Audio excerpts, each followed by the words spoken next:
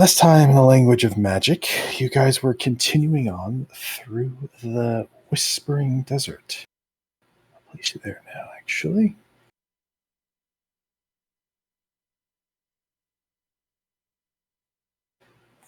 You had left Astrophy's Tholos after collecting your goods, having a conversation with him, and had traveled through the Whispering Desert on your way towards Aureon City, which is more or less the largest city in the area, kind of as a way just to restock and so forth as you continue on to the place that was marked for you on the map.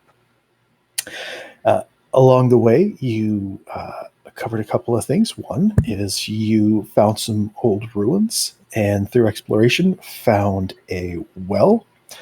You identified it as the Well of Al-Shiraz.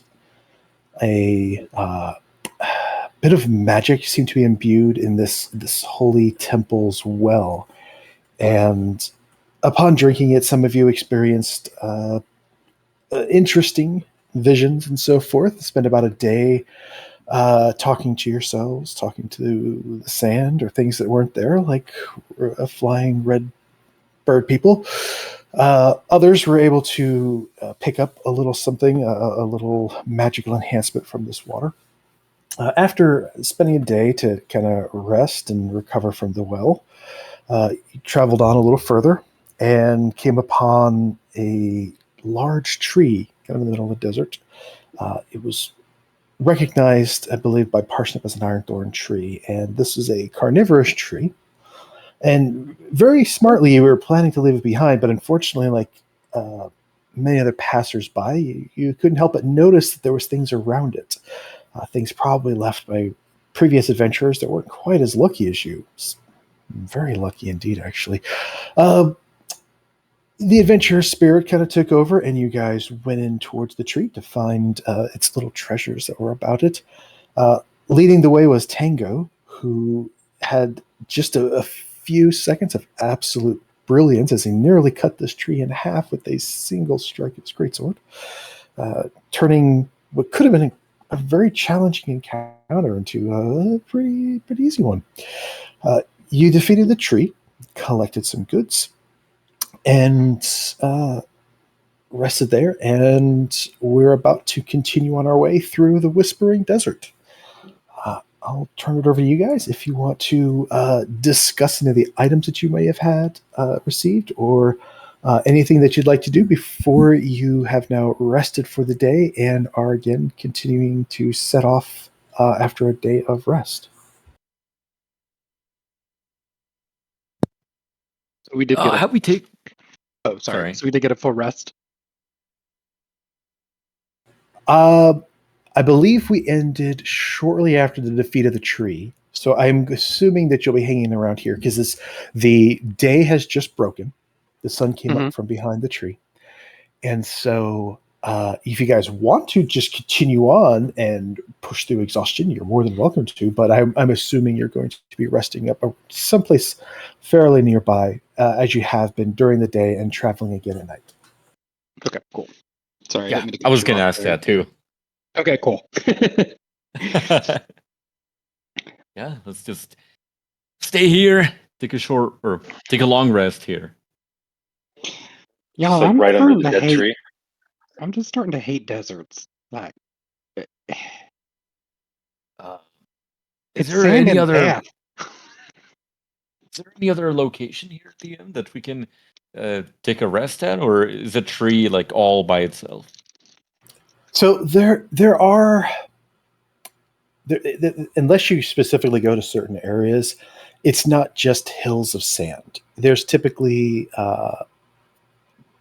boulders and rocks and so forth, and not quite mountains, but it's fairly rocky. So you can always kind of within a mile of searching, so to speak. If you kind of look around, you can see areas that are probably more likely to have shelter or cover of some sort.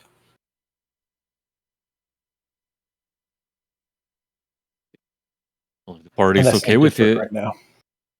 We should probably take shelter, like under the shade of some rocks. Yeah, I think so. And then I can keep watch after my trance.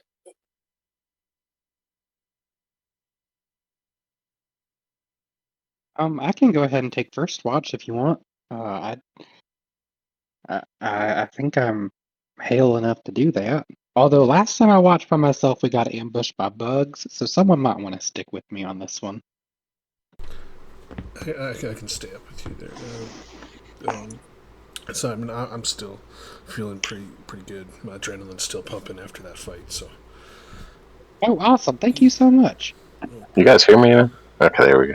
It's lighting Yeah. I up. can hear you now. I was gonna say I could do it because I am fresh. Because I apparently slept through the last few days. Yeah. I've been there. I Yeah, get it. you were kind of in like a weird fugue state. We just kind of let you be. Yeah, well, I'll take the second watch. Yeah, I'll take the second, assuming there's two, or I'll take the middle one or the last one, whichever.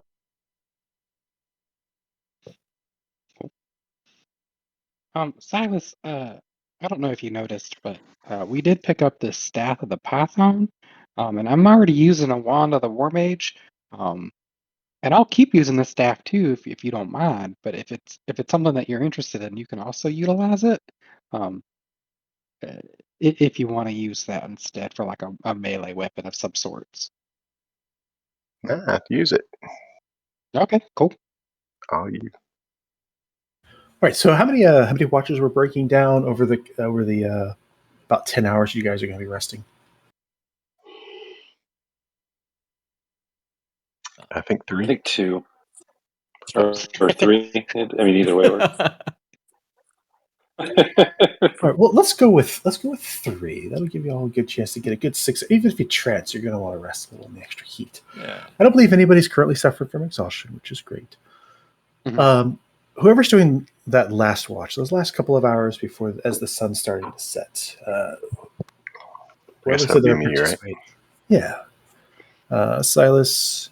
Okay, so Tango and Simon, you started things off.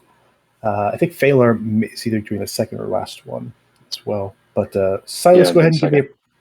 Okay, you're doing second. So Silas, give me a perception check. And if anybody else was kind of volunteering to go last, also give me a perception check.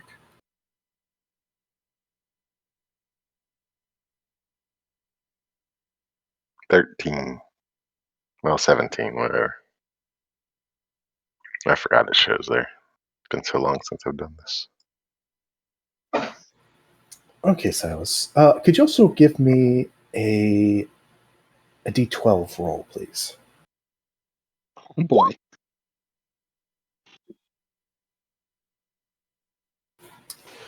Solid 8. That's good. All right, Silas.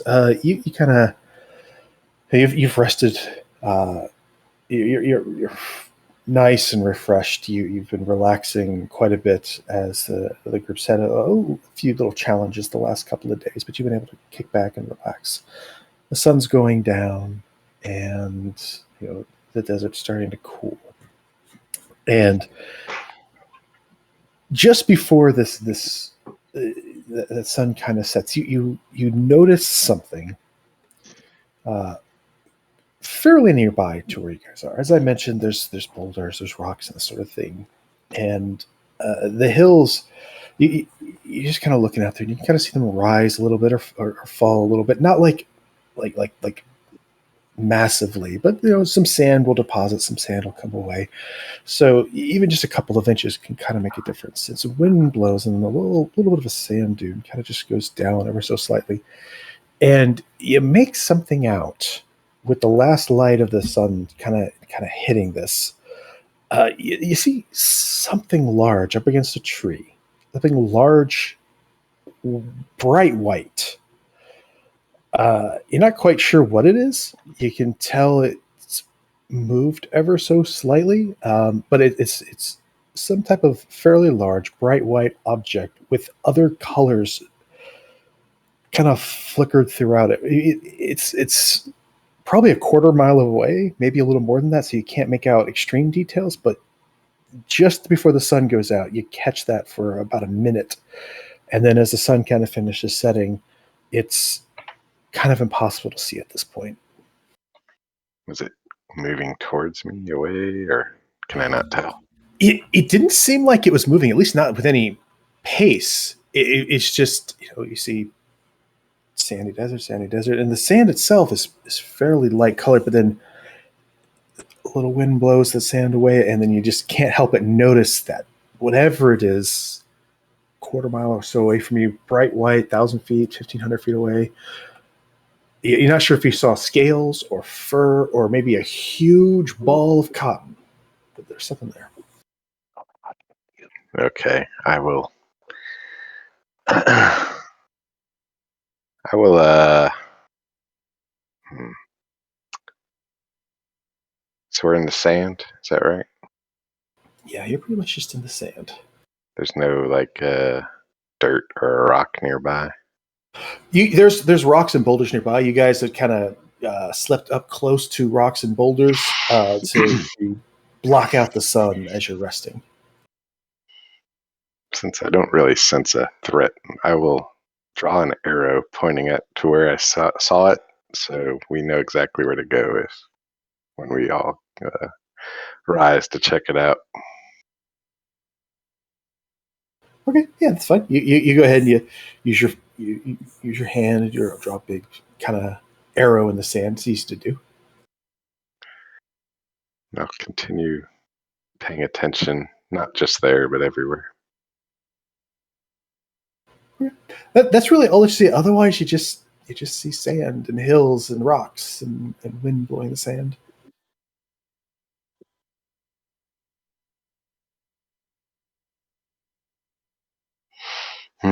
Okay.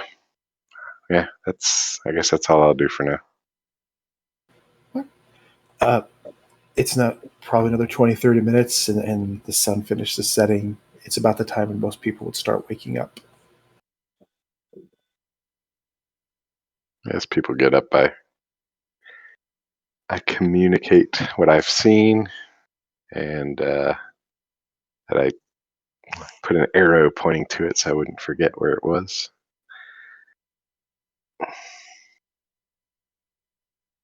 If we wanted to go, I think we should probably go check it out if it's still there. Something bright white. Is it on the way to the city or is it away from it? The city is northwest of you, and this was directly west. So it's not completely out of your way, but it's just kind of in that direction. What was it? Was it an animal or rock or what? It's hard to say. It could have just been a piece of metal shining the sun, but it was bright, and it seemed to move. DM, can we take if the arrow is still pointing there, can we take a look at it from where we're at, or do we need to get closer now that the sun is up? With the sun being down, it's a lot harder to notice this. Okay. You kind of look in that general direction, even night vision, whatever the case may be. It's still it's 1,000 feet or 1,500 feet away, just kind of how he described it. It's a little hard to see exact distances in the desert. So you look out and rocky hills and so forth. You can't really tell. Could have just been a giant mirror for all I know. But it did move. I mean, I'm interested, but also like the trees out here try to kill you, and there are bugs that try to kill you, and the sand tries to kill you. Like, yo, I have sand in places that I didn't know Well, I mean, sand could get. Come on, Simon. Where's your sense of adventure? It died with the bugs. I think we should check it out. We can make it a side trip on the way. Willing to check it out? Just take a peek at it? We might find more history. That is a good point. It could be another obelisk. I'm down to go check this one out, but I'm just going to throw this out there that if we keep getting distracted by every little glowing thing in the desert, we might be out here a lot longer than we have the provisions for. We're gonna have to Well, I start mean, picking and choosing.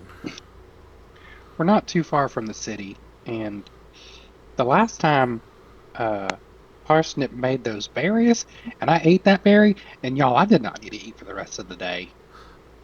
That's true, but I'm I worry I'm about not our saying that's camels. healthy. Oh, that's a good point. And also, the last Well, time we stopped at something, you guys got afflicted, and we lost like an entire day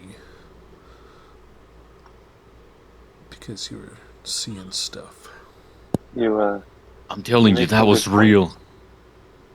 It sure was, buddy.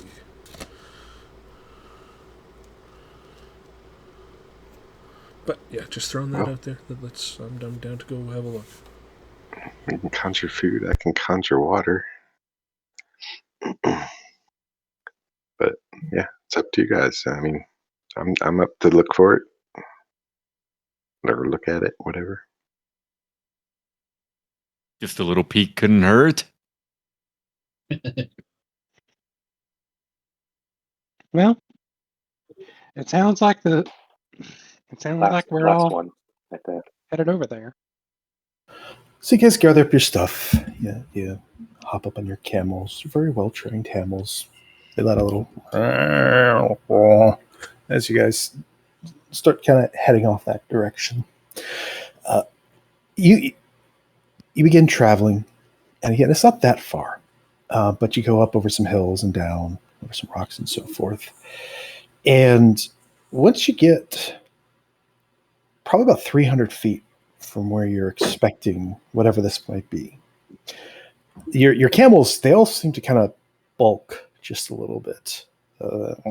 They kind of put their heads back. They don't seem to want to go further on their own. Something seems to spook them ever so slightly.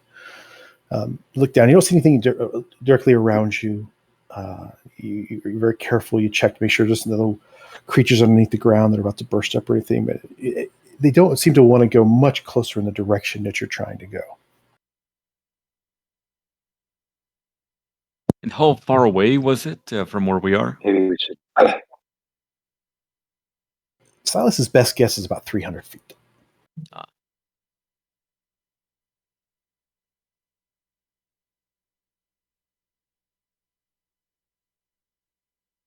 I can't see anything, you guys.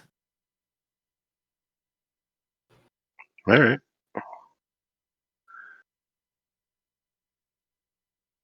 Well, this is where I saw it, so I guess it's not here anymore.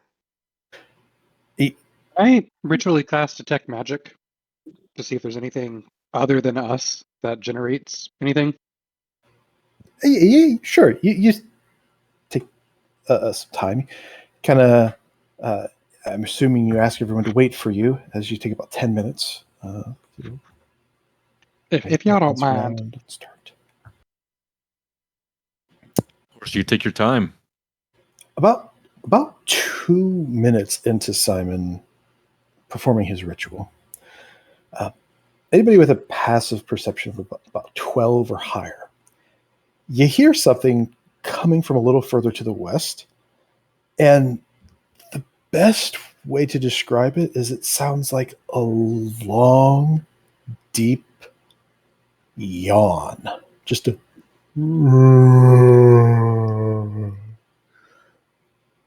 couple of feet away. Ready yourselves.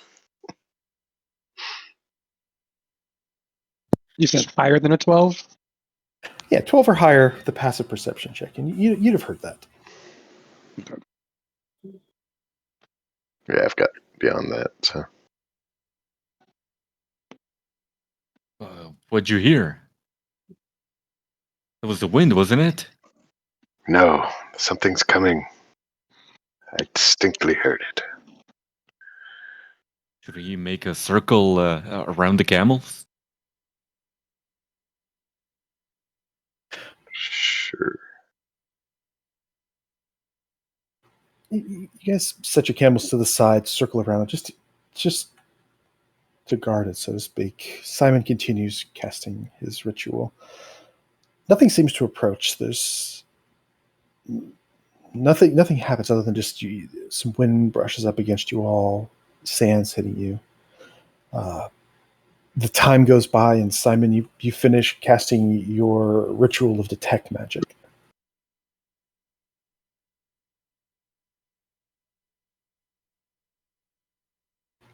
As you have your hand out and you're feeling for magic in the air, nothing's pinging within 30 feet of you. We likely need to get closer.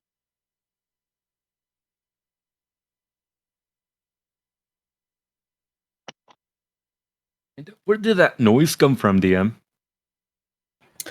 It came from your best guess. If you heard it, would be roughly about 200 feet away, ever so slightly to your left, but you're heading almost directly towards it.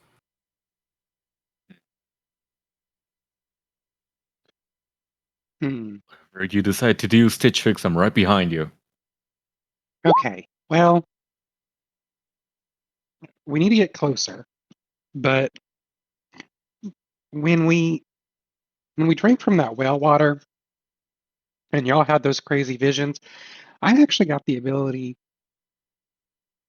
to divine, and I think it's just because of the nature of the well. So I'm going to use my once a day cast of augury without casting, a spell slot or using a spell slot. And I guess I want to know. Like, is it good and bad, neither? Like, what is the result of us approaching this thing? Okay. And what he'll do is he'll like reach into his bag, and I'm assuming he'll have like some kind of like small dice set or something, and he'll just throw the dice on the ground, or he'll use like chicken bones or something. I haven't really decided how that's going to look with augury. I'll keep playing with it. Okay. All right. So in this case, you go ahead and you cast your augury spell through your dice out, and you expect a good and bad, or neither good nor bad answer. However, you distinctly can tell by the way the dice lands on edge and spins around that it could be good or bad. Well, this didn't really work out the way I was hoping. It could be good or it could be bad. So we're back where we started. So I guess let's keep going if that's what y'all want to do. I mean, as an adventurer, that's where the adventure is. Alrighty. Right. Keep going. And as we get closer to him, Darren will give a quick prayer to the Watcher and cast Blade Ward. Okay. I'm assuming a marching pattern here. You guys, you try to pull your camels and they don't want to budge any closer, so you start stepping away from them a little bit. They seem fine to stay where they're at. They're not going to go anywhere. And you guys travel a little ways. Hopefully this works out the way I intended. It's night, but there's decent illumination from the moon right now. So you should hopefully see an entirely lit yet still dim map.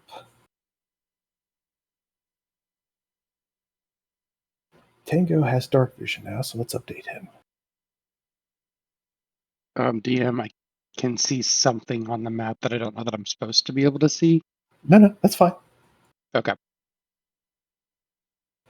You guys travel just a little bit further, and I know some of you have some pretty decent dark vision with the moon glistening off of it. You catch just out the furthest reaches of your eye something, as again, it appears to mostly be white, but every so often a little flicker of color, maybe metal, reflects off of it in the moonlight. And whatever this is, it moves a little. Best you could tell is it's maybe just turned around, but it's not approaching you in any way. Are we close enough for like a nature check or a history check or anything like that? You don't really have a good enough view of it. You can roll perception to see how good it is. You can kind of make out at the moment. Okay.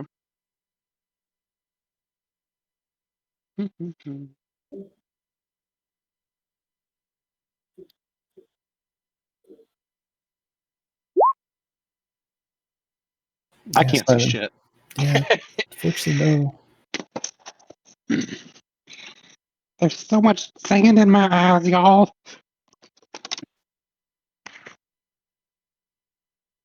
As you guys begin to get a little bit closer, Tango, Darren, you're almost always in the front of the group. You see a little bit better, and whatever this is, you can determine it's a creature. First, you believe it has either 4 or 6 legs until you see the hind quarters of it kind of lift and raise up, and the front stretching out, and then suddenly 2 huge wings unfurl, white feathered wings, and then kind of curl back up, and it almost seems like you just witnessed something like a house cat stretch as it flops back down onto the ground.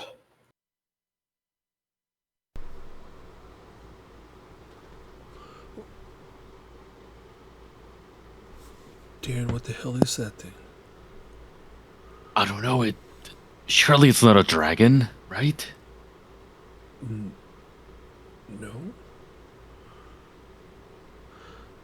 I wonder if Doria, we should get a little closer. I was almost thinking the opposite. If this is just some desert creature minding its own business, I don't want to disturb it. If it attacks us, I'm going to be forced to kill it. And it's just doing its thing. What are we going to gain from this?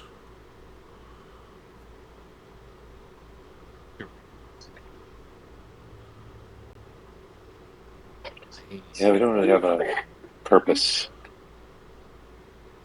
in this case.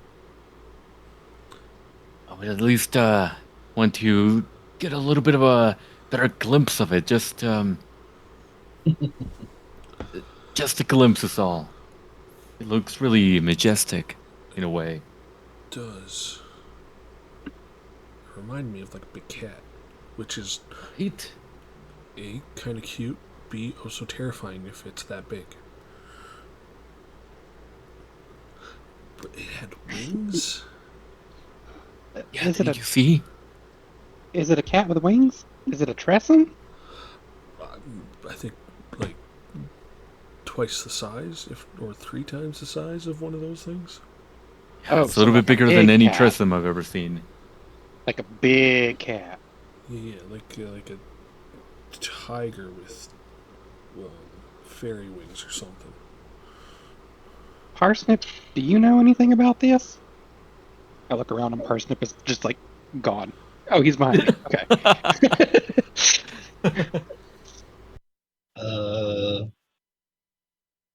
No, I don't think so. I mean, I'm all for getting closer to cats, but cats have claws that they are very apt to use, even when they're not being intentionally mean or malicious.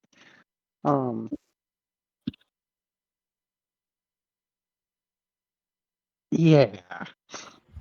Darren, you could see this probably the best, I believe, with your dental sight, and looking at it closely. I'll go ahead and I'll pop this up for you to see. That's this creature, it rolls around, and you see that it's got this white belly, and it seems to almost be kind of scratching its back on the ground. Huge maw. It's best described as a lion, a white lion, but with some sort of filigree down its back. You can make out the fact that it's got gold around its neck, around its arms, and then as it's kind of flipping around, its wings flap very haphazardly. They have touches of white, turquoise, purple in them. It's quite awe-inspiring. it rolls around, and it kind of looks up, and it clearly notices you. Doesn't pay much attention. Rolls around a little more. Darren, do you speak Celestial? I do actually. Yeah. It rolls around, and you have no idea what this phrase means, but you hear in Celestial it says, "Take a picture if you're gonna stare." To just kind of stretch and roll around. Hey, guys, it's okay. It spoke celestial. It seems to be a smart cat. I don't know what it is. This picture that he's referring to, but I think we could talk to it. I mean, there are gods that are or celestial beings that aren't always good, right? Like, Just met a it's like good one. true, fair, valid point.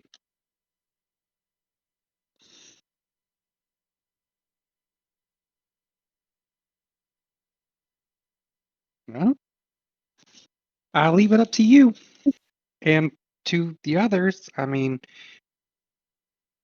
I wouldn't say no to getting to know a kitty cat, but that's a big boy.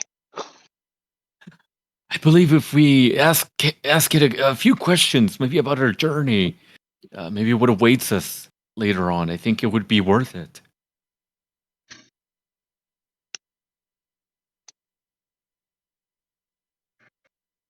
Besides, Simon, wouldn't you like to pet such a big cat? I would also not to be not to be eaten. Like full transparency, I'm like a snack to that thing. We all are. Good point. I will call out in Celestial DM. I will say, what am I going to say? I'm going to say, are you peaceful?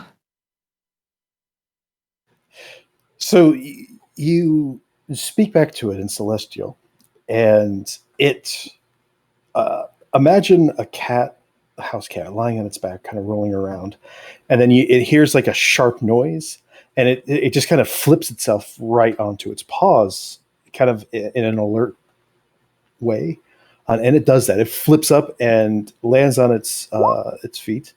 It doesn't it doesn't look as if it is in an attack mode, more just like a surprise. And it goes, "Oh, you understood. Hello. Yes, quite peaceful." Looks at you all, and then flumps back down.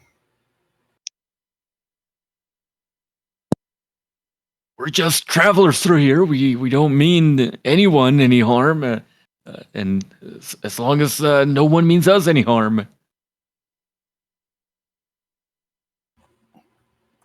You'll hear this in Celestial, so if anybody else speaks it, you understand it. Otherwise, Darren and this creature are kind of talking back and forth in a fairly beautiful kind of song-like language with each other. You say that to it, and it again kind of hops back up, and you hear go, "Travelers? Huh." You blink, and it's most of the way towards you all. You all see this creature now. Again, as this, you easily make out this huge. It's not actually categorized as huge, but this is extremely large, larger than your camels, mostly white lion, as I described. And it looks around at you all, and it kind of sees a little bit of confusion, a little bit of hesitation. It starts speaking in common. "Oh, quite peaceful, travelers. Quite peaceful indeed. Hello." It's okay, Valdoria. I don't believe this regal cat means us any harm. I don't know that I would classify him as a cat. I think I would classify him as a lion or a feline or big? Just big.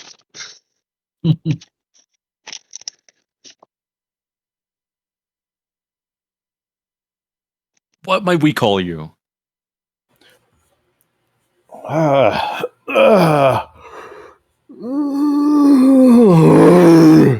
He lets out this huge yawn. He kind of flumps back down onto his side and he goes, oh, you could call me Onyx. That's my name.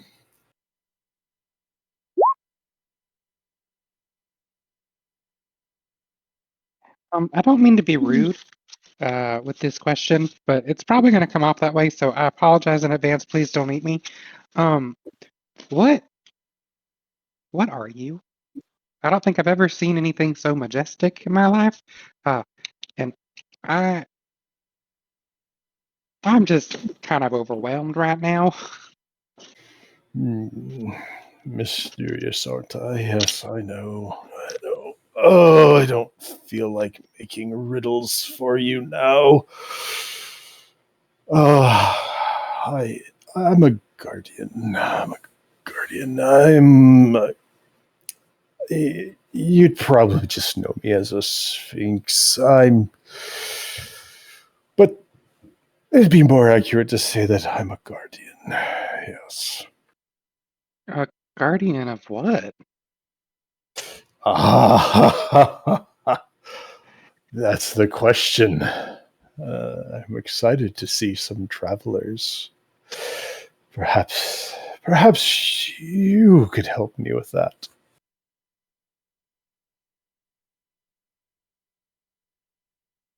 No, that wasn't a riddle. I'm asking. How so? Oh, He's a guardian without something to guard. well, it's clear who the smart one is. He stretches out. Lets out another loud, deep yawn. Well, you're clearly the brains of the operation.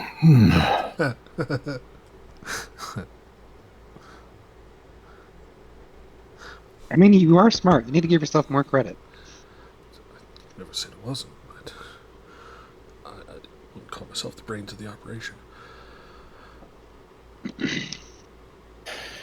I'll admit, as embarrassing as it was, in the heart of this desert, there was a little crypt. Inside was treasures, and I was guarding it. But, well, I felt sleepy, and I fell asleep for a while. And when I woke up, the crypt was empty. Oh, whose crypt was it? Well, the crypt was of the Forgotten Queen, also known as Shiza. But that's neither here nor there. She's been dead for a long time, buried with lots of treasures and trinkets and gold and so forth.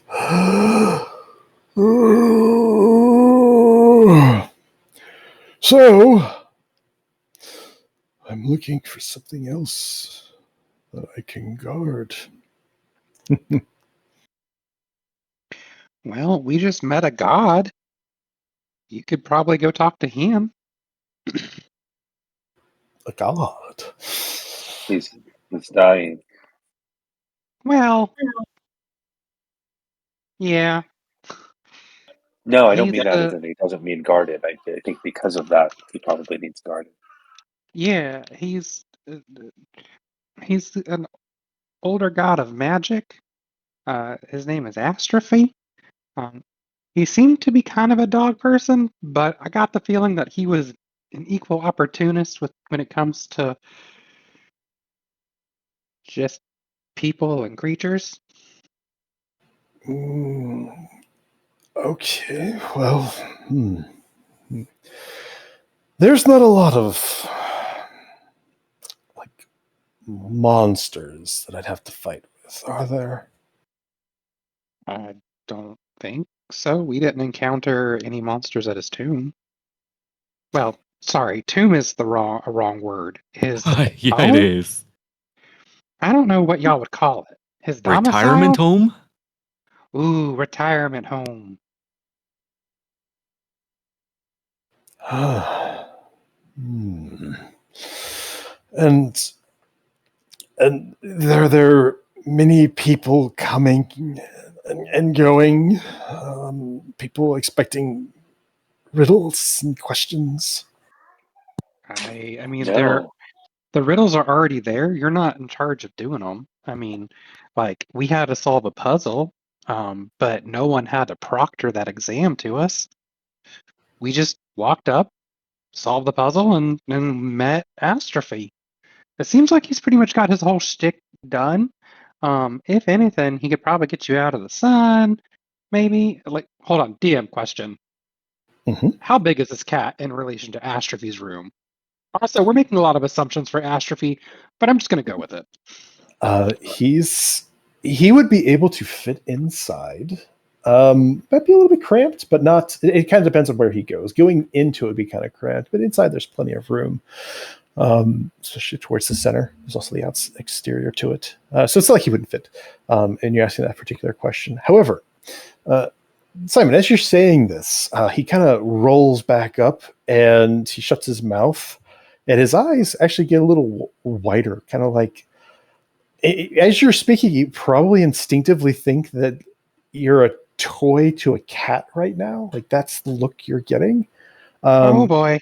But you realize it's probably just a little more excitement. And as he sits up, he holds this large paw out. He just kind of raises it up, and you see a little sparkle kind of happen, little sparkle fingers for just this briefest of moments. And he goes, say that again. You don't believe you can lie at the moment. He just put a zone of truth up around you. Oh shit. Okay. Oh, I don't remember what I said to him. That's okay. Oh, Do you? yeah. There was no one there to proctor the exam, or not exam. There were a bunch of like pedestals, all dealing with different deities, and we had to put an item on each pedestal that solved the riddle, and or its specific puzzle, and then the door, like the stairs, a way down appeared, and it was like a nice inner place, not in the sun. Um, you might need to like, I don't know if you can like change your size because it'd be a little cramped if you like stayed in with him, but he's a really nice guy.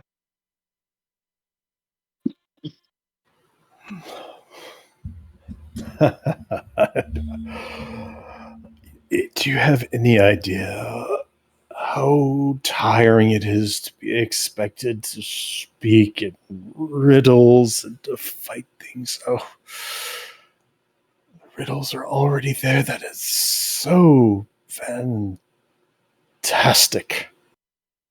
Yeah, I mean like it was even hard getting to him originally because we had to like we just stumbled upon this obelisk thing, and then I pumped some magic into it, and it was like it whooshed into the air and spun around and then pointed away, and we followed that, and that's how we found him.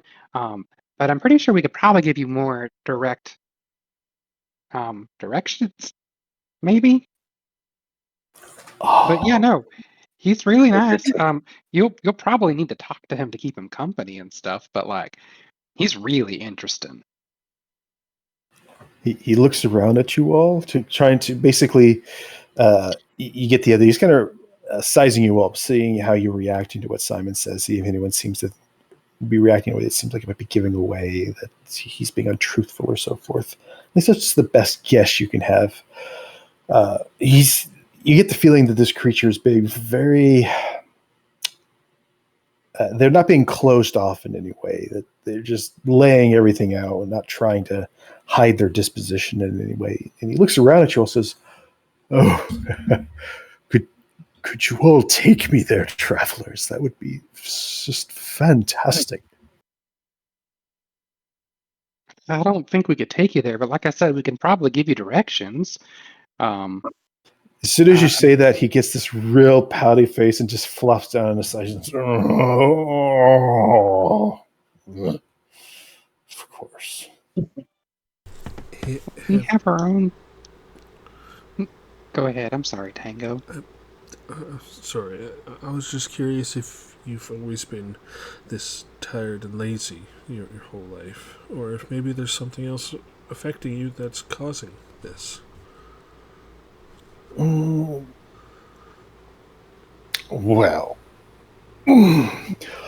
first, that was rude. Who says I'm lazy? Just because I don't want to have to go wandering around the desert to find more things to guard doesn't mean I'm lazy. I am seeking a purpose. Everyone must have a purpose, and my purpose is to guard things.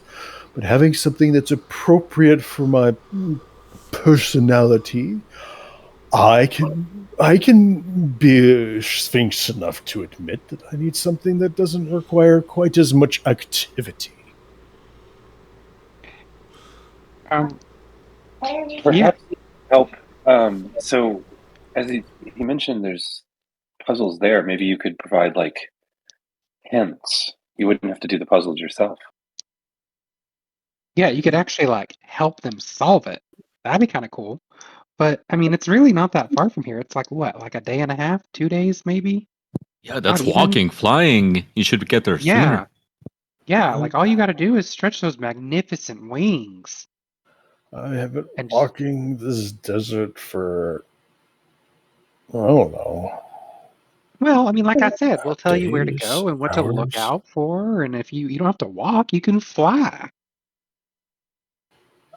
Yeah. You can do it. There's not much to be seen from the air. Here, let me show you. Um, you see, I think Tango's about the closest. He gets over to Tango, and you tell me how you react to this, but he's slowly bringing his open mouth down towards your shoulder.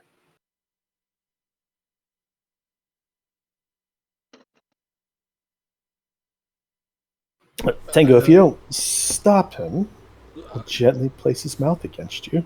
No, I would gently pull away. No, I'm not a chew toy. Fine, never mind. He just flops down on the ground in front of you. I just wanted to show you what I see from the air. You Well, can hang take on. me up, and yeah, you can take one of us up. We just didn't know what you were doing. Like, you have to understand, you're very majestic. And you're also a little intimidating. Flattery will get you everywhere. I wink at Tango. All yours. Tango, I'll sing of your exploit. You got this, Tango. It's one of those things where it's like, who volunteers? And everyone steps back, and Tango's still left in front. Yeah, I'm not scared. Why would I be scared? Yeah, you're one of the bravest. Totally. Okay. You want to show me what you see from the air? Do I... Why is your mouth involved? He holds up one of his paws, and you don't see a interposing thumb.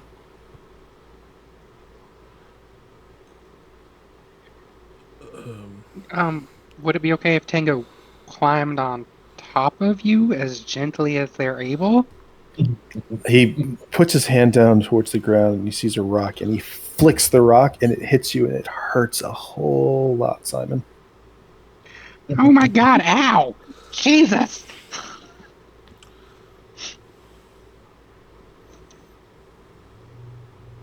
I thought you were harmless. Oh, he never said he was harmless. He said he was peaceful.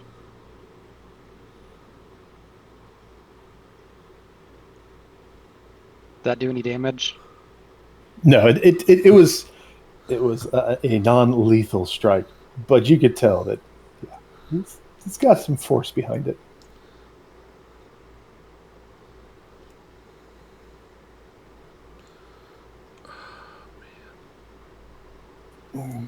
Whatever. I'll just stay here until some other travelers come by and are willing to take me someplace that would be good and fun. Rolls onto his back. I don't want to do that. I mean, even if we took you, it would still be quite a journey. And like, what we're trying to tell you is if we took you, we'd slow you down. You'd be able to get there so much faster. And the faster you get there, the sooner you'll have a place where you can relax and not have to be out in the sun. It's entirely up to you, buddy, but I really do think that you have the ability to get there pretty quickly. Okay, fine. I'll show you. He stands up and he bounces over Tango and the rest of the group. Lands over by Simon, and he starts to bring his mouth down towards your shoulder. I stand very still, and I telepathically link to. I'll probably telepathically link to Silas since you're the closest. If I die, you can have my belongings. He very gently puts his mouth around your shoulder. You don't really feel like a lot of teeth or anything, but you can feel just enough pressure that you pop up off the ground. You guys see him unfurl his wings, flap them once, and he is up fast. In fact, he moves up fast enough that I don't think anybody can see him with their dark vision. So you move your head around and you catch something blocking the stars. Simon, you fly up 160 feet almost immediately. And you look down, and as you do, the ground, it's somewhat clear to you at first. You go up a little higher, and then suddenly it's just like this gray patch of almost nothingness. You can't see the your companions down below, the boulders, everything just sort of blends in together.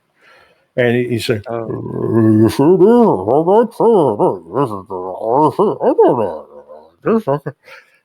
he goes, I'll then he goes, communicate with him. and he's like, oh, now can you see? And he says that you start to fall. And he's like, oh, he goes down and he catches you about 60 feet down. Yeah, I'll telepathically communicate. You can speak in your mind. It's okay. Please don't drop me again. Okay, well, I'll let you talk in my head for now. But that's why I'd have to fly low. I don't want to travel during the day. Ugh. Oh, neither do we. We didn't travel during the day, and we found it. And he lifts his wings up. You guys just plummet until the very last 5 feet before the ground before he just whoosh, puts his wings out again, and a huge gust of air comes out around all of you, and he just gently sets Simon down. While I was up there, I'm pretty sure I would have been overwhelmed with just that whole experience, but was there anything that I saw or noticed that could have been used as an identifier or marker? No, his point was pretty valid. You really can't see anything at night up in the air. Now, Simon, you said something, and I want to know if you were saying that because it was a mistake or if you were trying to say it. When you guys traveled to the end of and you found the location, it was during the day, not at night. You found it at the obelisk at the start of the day. You pushed through and found it during the day. So, no, that was a mistake. Okay. Yeah. Oh, sorry, I misspoke. We found it during the day. I'm sorry, Mr. Onyx. Y'all, he's right. You can't see, it's just a giant gray wasteland from up there. Really pretty, but just a giant gray wasteland.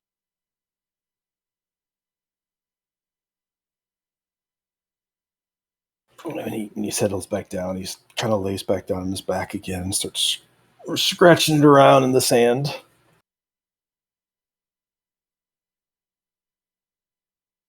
seems to instinctively reach out and kind of bat at Simon a little bit, like a ball of yarn. Doesn't really hit him, but he seems like he's trying. Simon is trying to visibly not die or faint. One or the other. Well, Onyx, we are going somewhere. We are going to talk to this dragon up in a really high tower. If you wanted to, you could come with us. No, I don't want to climb that thing. That would take days. No, and I don't want to guard the tower. I mean, you don't have to. You can just hang out with us. We actually, if you could change your size just to hang out with us for a little bit and come along with us, we actually came into and I probably need to talk to you guys first before I just throw this invitation out there, but we have a keep that we're going to be building up, and you could just kind of chill out there. It's a great And it's idea. not in the desert, it's in a city. But again, you can't. Your magnificence like this would cause an entire riot in that city, and also I would be worried that you would be attacked for all the gold and jewelry. So if you have a means to not diminish your elegance and your majestic being, but maybe just become more friend-shaped sized, you could live at the keep with us. You won't have to go out with us anymore. You could just kind of chill there. And there's also a dragon that you could probably talk to, but he can take care of himself. You mentioned what sounded so perfect, and then you said something that sounded so awful. Well, what was perfect and what was awful, and let's negotiate or talk about it. And anyone else, please feel free to jump in, because I'm starting to feel very small and toy-like right now. I don't want to live in a city with a lot of people that might come and try to poke me or ask for riddles. Oh, I don't want to. Oh, no. We don't want you to give riddles. There. No. The riddles aren't. You don't got to worry about that. You just got to live there and kind of oversee it in the way that someone like you would oversee a domain. Like, how like certain species of cats and lions, not to diminish your entire being, but how they oversee a territory of their own. That's really kind of all we're wanting. You're cute. No riddles involved, unless you want them, but I don't know that you do. No, now I need to find other people that have traveled to this dying god's place. That sounds too perfect. I want to go there, but you don't want to. Just go. Don't make me so sad. I'll just go. I'll find out someone else to take me. He just kind of waves his hand at you. Okay, we can go, but I'm going to be honest. We were like his first visitors in a very long time, it seemed, and you might be waiting a very long time. Like a very long time. You really like know this how guy to was a make forgotten someone god. happy. Well, I guess I'll go guard a rock. I mean, you could. Oh, okay. He flops down and looks at a rock. I'm going to guard this rock now. Phalar, you have a way with words. I'm going to let you take over if you want. Yeah, I mean, I don't guarding our place. No riddles required. Probably very few people. Nice retirement for you. I think you should strongly consider it. I don't want to live in a city. Well, technically, you'd be living in our keep, not the city. The city just surrounds it.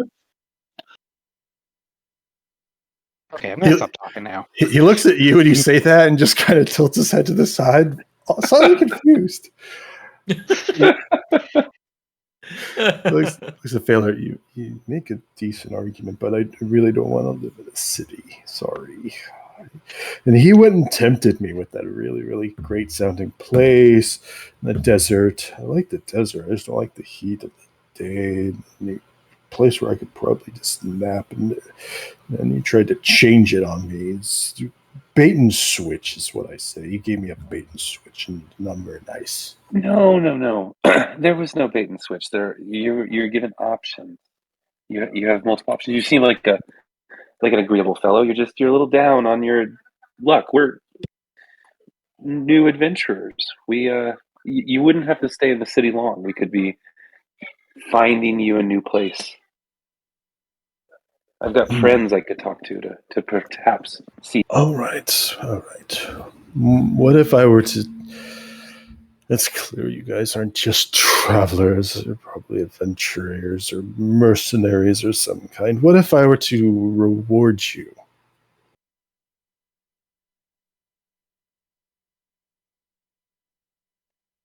Reward us for taking you to Astrophy? He kind of shakes his head up and down at you. We are adventurers. We do have a goal in mind right now. This is not something that I can make on my own. Nor should I. Something, of course, it's up to you guys, but something that we could do is we could use this feather and have the bird take this cat to Astrophy. Well, that feather's only going to take him, I think, a certain distance. Right? I don't know that it would make it all the way. Right, but that would be carrying us, as Syl said. If Onyx is just following the bird in the air, then it should be able to fly all the way.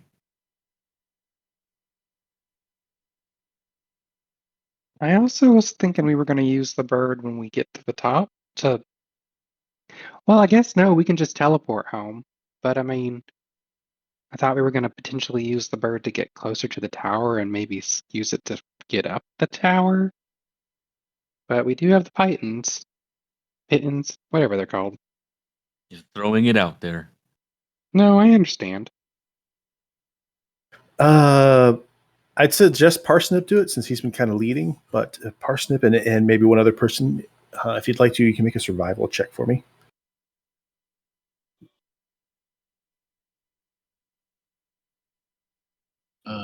Survival check? I can do that.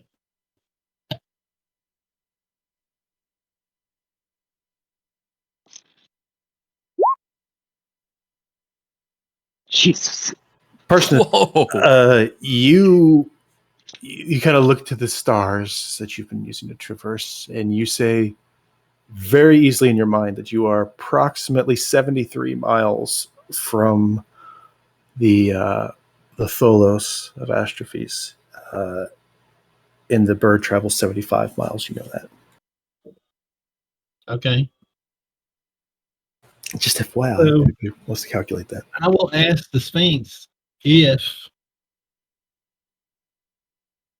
one of us or all of us guide you back to where you want to go.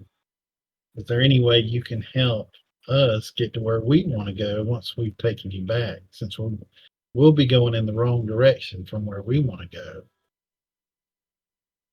That's the problem. See, we're wanting to go one way and you're wanting to go the other. And I got no problem guiding you to the spot, but we're going to lose a lot of time doing that. And we're kind of on a time sensitive mission. See what I'm saying? So if there was a way that you could get us either, like if I guide you over there and then you could bring us back as fast as you fly, that probably wouldn't take too long. But if we were to ride our camels back and then come back this way, that would take a very long time. I guess I can do that, but if I do, then you can't have a feast. Can't have a feast. What kind of feast are you talking about? A feast for heroes, of course. I can do that, though. A hero's feast. He walks over to this rock face right here, and he looks towards it, breathes in slowly but long. It's a deep breath. And I need everyone to please, as he lets out this immense roar, everybody make a wisdom saving throw.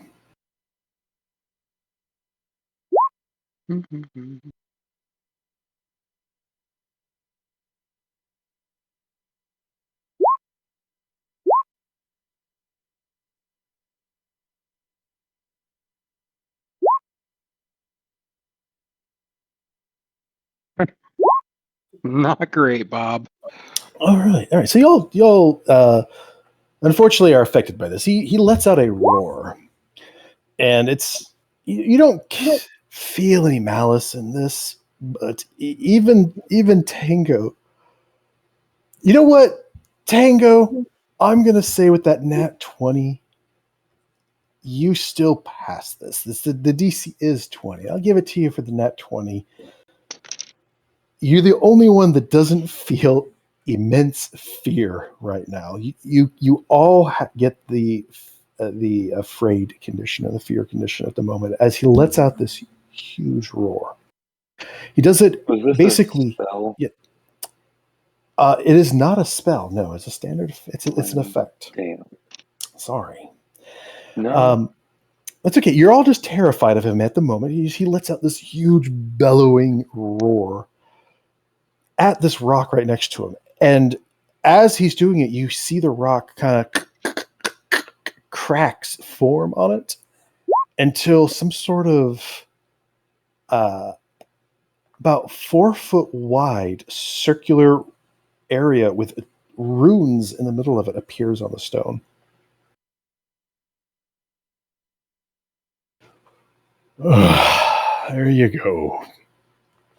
I hope you're happy. That was a lot of work. And he lays down. Can I do a Arcana check? Sure, go ahead. Okay. Yeah, for the next minute, you guys aren't going to be able to approach him, except for Tango. Tango, it was pretty iffy there, but you're the only one that can actually approach him at the moment if you wanted to. Just for the next minute. There, now I can send you back right here. Blink of an eye. Is that better?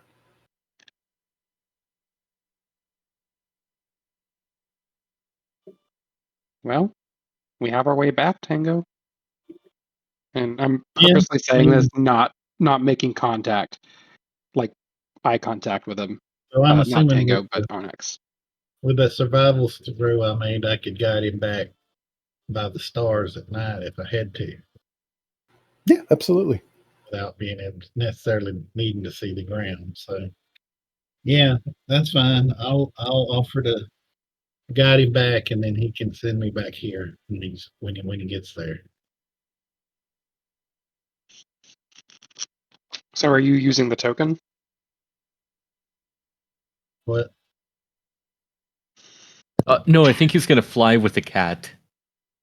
Oh. I'm assuming basically what he did was make a teleportation point so that when I get him there, he can teleport me back to here. I see what you're saying. Okay. So since I'm seen to be the guide person, I'm going to guide him back, which as fast as he flies shouldn't take too long, and then he's going to send me back here when we get there. I guess.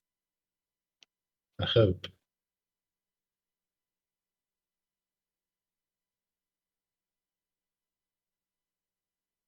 Okay. All right, well, we can wait here for you. Okay. I'm cool with that.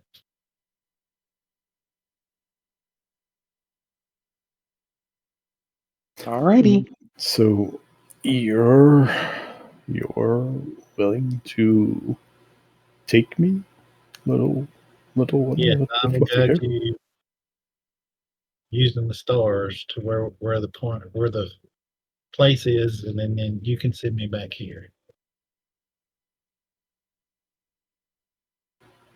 Sound fair?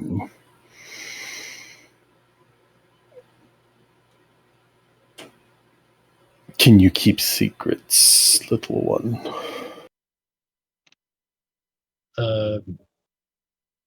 Yeah, I'm pretty sure I can. All right. Okay. I'm not, Excellent.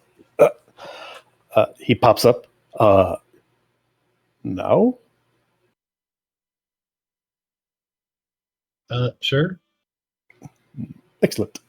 You see him reach down and gently grab hold of Parsnip on the shoulder, and in a blink, they are up in the air and out of sight.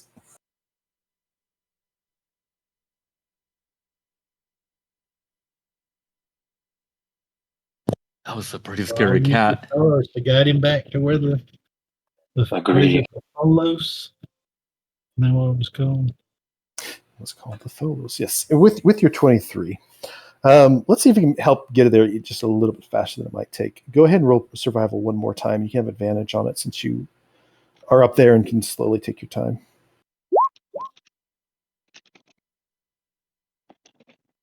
Uh,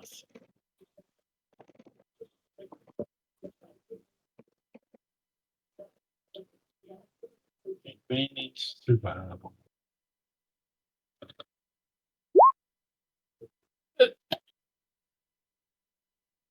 You tempting fate, making me roll it again. I know. Here it comes. It's not an attack. Okay. So it just kind of determines how long it's going to take. Parsnip's going to be gone for a little bit of time. What do you guys wish to do as you know that Parsnip is currently on a journey?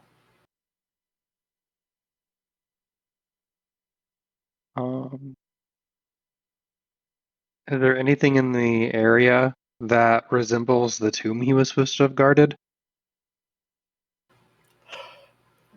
No.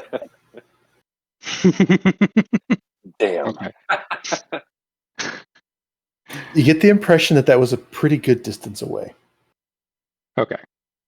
Asked and answered.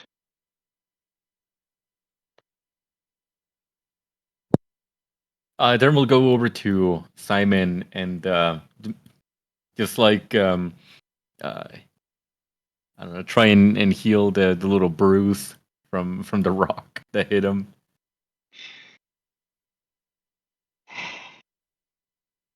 Thanks, buddy. I thought we could have gotten him to join our. I should have led with a, "Hey, do you want to come live in a house?" instead of a, "Hey, we met this really cool god." Sorry, y'all. Hey, it's okay. You went with, what came to you first. Cats like that are wild animals. They're meant to be outside. Oh, damn it. I should have cast dancing lights and let it play with them. Oh, that would have been so cool. But also, Missed opportunity. Also, though, like, he didn't treat you like a cat toy, and I'm worried that the dancing lights would have further made him see me as a cat toy. There is that risk, I think. Simon Stitchfix, cat toy extraordinaire. Would you guys likely remain close to this teleportation circle that he's created, or would you continue on your journey, do a giant search pattern? What would you guys do? Because it's it's it took you guys 2 days to get here. They're flying; it's going to be much faster, but it's not. He's not going to be back during the night that you guys would normally be traveling.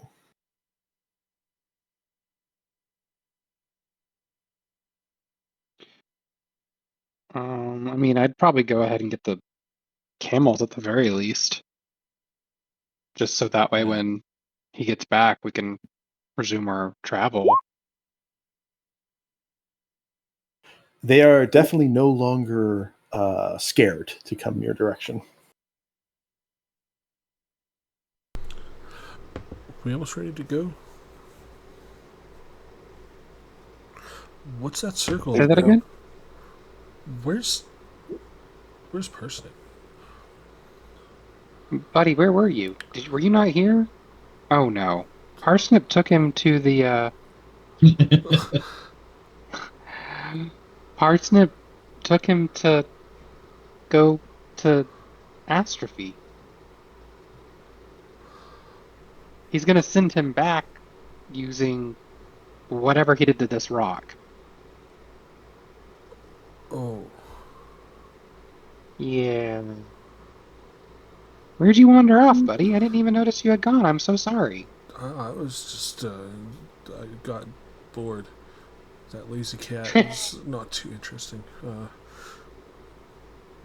Sorry, my goggles don't fit very well over this eye patch. So, I guess we're not making it to the city today. Well, we might be able to push on a little bit if we decide to travel on during the day. It's probably safer to approach the city during the day anyways instead of night. True.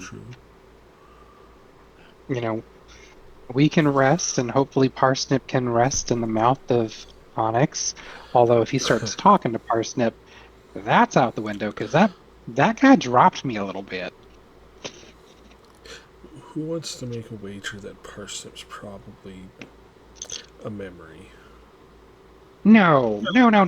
I refuse. You know, I also slide him 2 gold.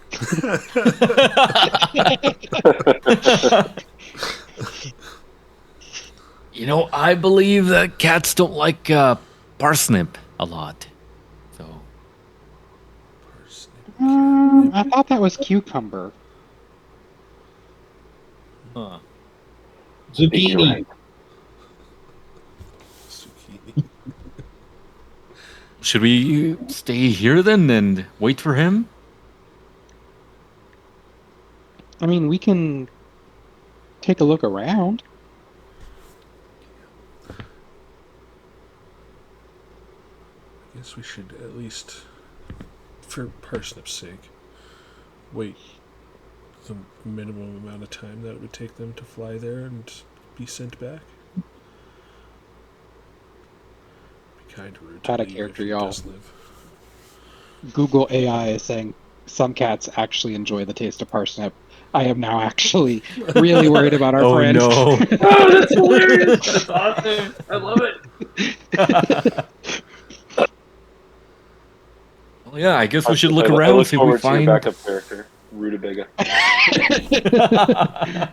Parsnip's backup character, his brother Cucumber, appears. Oh no! We should probably look around, see if we find anything, and I guess we just wait for him. My question would be, how far do you guys venture from the current location that you guys are at right now?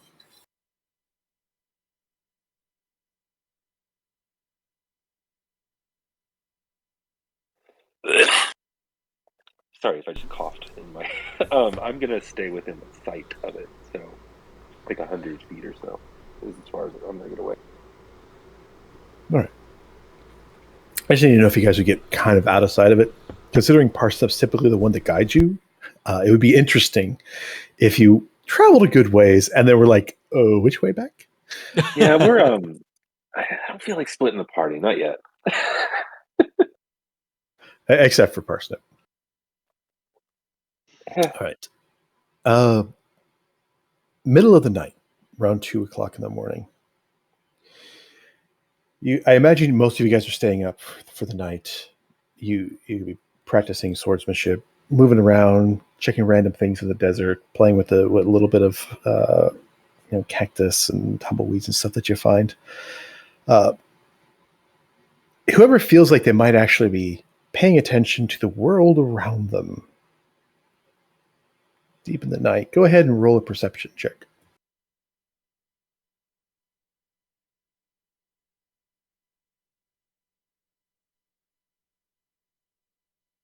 And if nobody feels that way, that's fine as well. I feel like I'd be investigating where who's rolling around to find some of its cat fur. You can roll an investigation check. Ooh, actually, yeah, I want to look for something to replace my spider silk. That actually is a good point. No, I was looking for like feathers or something, like a gem that might have popped off or something like that. All right. Actually, let me get this here.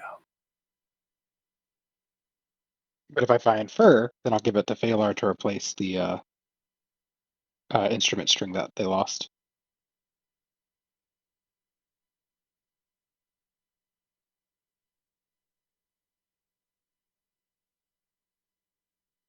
Simon, roll a d10. Oh boy.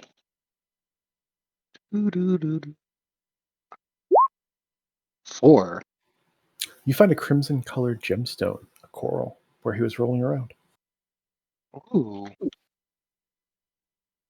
Hey guys, look what I found. You take some time and figure it out. You actually, you're a mushroom farmer. You're not a gem miner. Anybody proficient with like jeweler's kits or mining equipment or anything like that? Right. So I have a block and tackle. Does that make me proficient?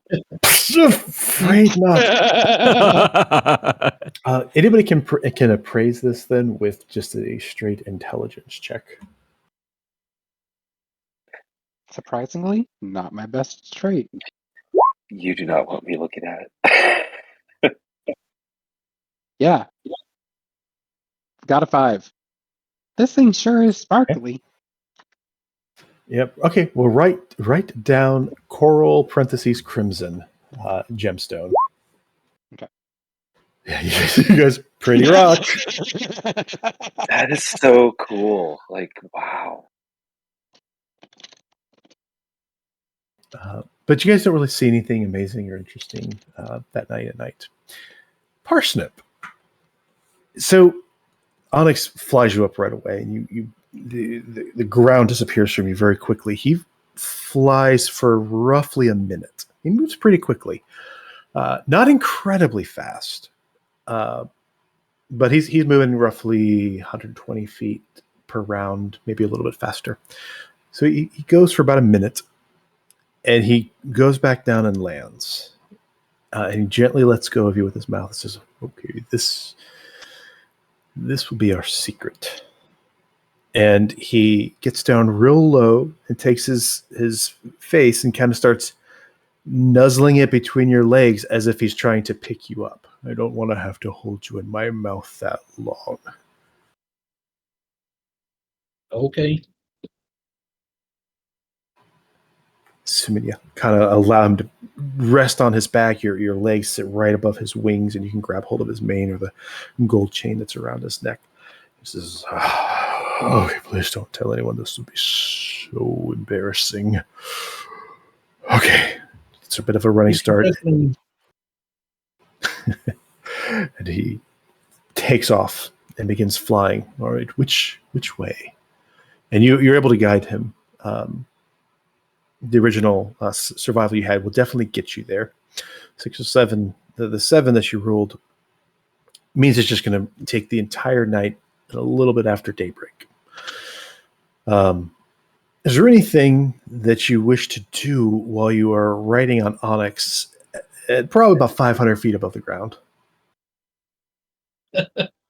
I can't imagine anything that I would be doing other than holding on for dear life. All right. He flies quietly. He doesn't talk unless he absolutely needs to. Every so often, he seems like his head just sort of nods down a little bit, and his wings stop flapping, and he sort of starts gliding. And you feel like you're descending a little bit, and you tense up, and it just wakes him back up, and he continues on his way. The sunlight comes up over it crests over the horizon. and you have to keep him going. But you've done it before. You knew how to just follow a straight path. Now with the light, you're able to kind of see the ground. You're able to follow some landmarks. Nothing really sticks out, but you can maintain that straight line where you knew the right direction to go by following the stars. Every so often, he's like, I hate the sun, so bright. Yeah, I'm not a big fan either. Right. All right. He goes roughly 3 hours after sunrise. You catch a glimpse of what you're looking for. You were nearly flying directly towards it. You see the Tholos, the 12 spires rising up. If you're not knowing to look for it, it might just appear at first like you're glancing at another couple of rocks on the ground, but you see it and you point it out. Yep. Finally. Oh, let's get out of this heat. Onyx starts gliding down and lands on the that kind of sandstone surface. And the first thing he does is goes underneath one of the immediate shady areas. Is the ring of stones above it, and he kind of glances up and down at some of the pillars that are there. It's like, yeah, these aren't that difficult. I got this. He gets right into it. He starts solving the riddles very, very quickly. And it's like, oh. I got things from here. No problem. Hold on. I suggest you cover your ears. Cover my ears. You get to have you're no longer terrified of him, but you're going to need to make another wisdom save. Covering your ears will give you advantage, especially since he's not trying to terrify you. But he just goes over to the sand right off of the edge of that little platform of sandstone, and again he just roars directly down into the ground this time, and the sand just poofs, and another teleportation circle appears there. Unfortunately, you're kind of terrified of him once again, even though you've just been riding him. You just recognize the force behind this creature's roar. It takes about a minute for it to subside, and then that the fear kind of is shaken off of you. He just kind of sits there and rolls his eyes. Mm-hmm. All right, when you're ready, just go ahead and step onto this, and we'll get you back to your friends. Hopefully, they weren't eaten while I was gone. Who knows? I'll stay long enough to go down and introduce him to Astrophy. All right, fair enough. When he sees that you're him and the dog don't have a problem. That's fine. Yeah. You give it. The fear waves off, and then he kind of notices. Oh, well, if you want to stick around, he kind of goes from just hops over to each one, reads the thing. He kind of twinkles around his hand a little bit. You believe he's casting something similar to a fabricate type spell. It's little items plop in it, and the pillars do their little glow. And he's kind of got this smirk on his face, and each time he solves a riddle, he's just like, yes, of course. Yeah, so simple. He goes around, pops to each one, and solves the riddles similar to you guys do, and then the stone opens up. Perfect. Absolutely perfect. And he doesn't wait for you in this case. He just starts heading on down. I'll follow him. You follow. And he gets down to the bottom, and you hear the voice of Astrophy up there. Oh, visitors returned and with somewhat of a surprise. Raja hasn't reacted. The dog seems to just kind of sit there, but sniffs the air for something, and he reaches over and he pets the dog. Oh no, we've got visitors again. That looks like quite the friendly little beastie. He looks over at you. I take it this was your doing. I'll make introductions and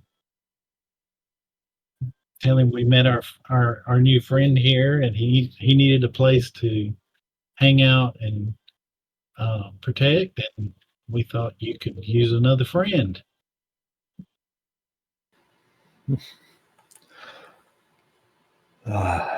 You're a good lot. You didn't just come and take my things and leave. It was good to talk to you. Looks to the Sphinx. Onyx, is it?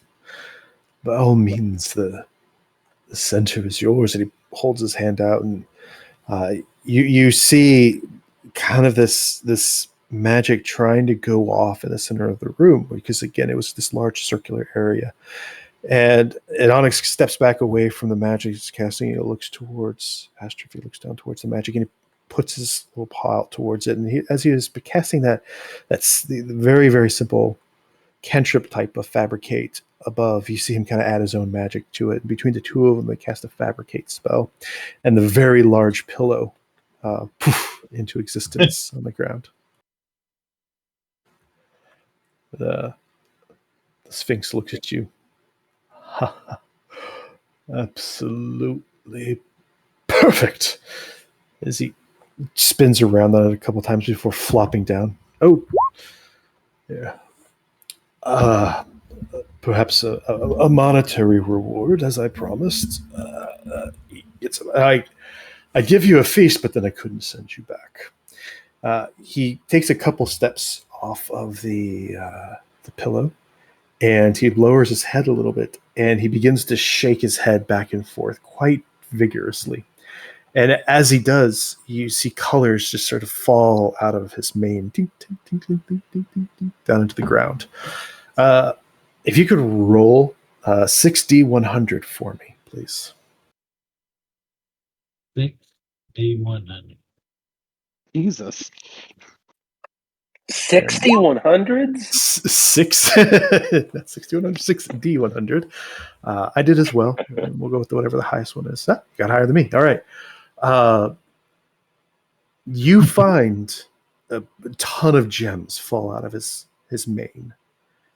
And he goes, oh, feel free to take those. And when you're ready, I'll happily activate this teleportation circle for you. You get 2,880 gold worth of gemstones.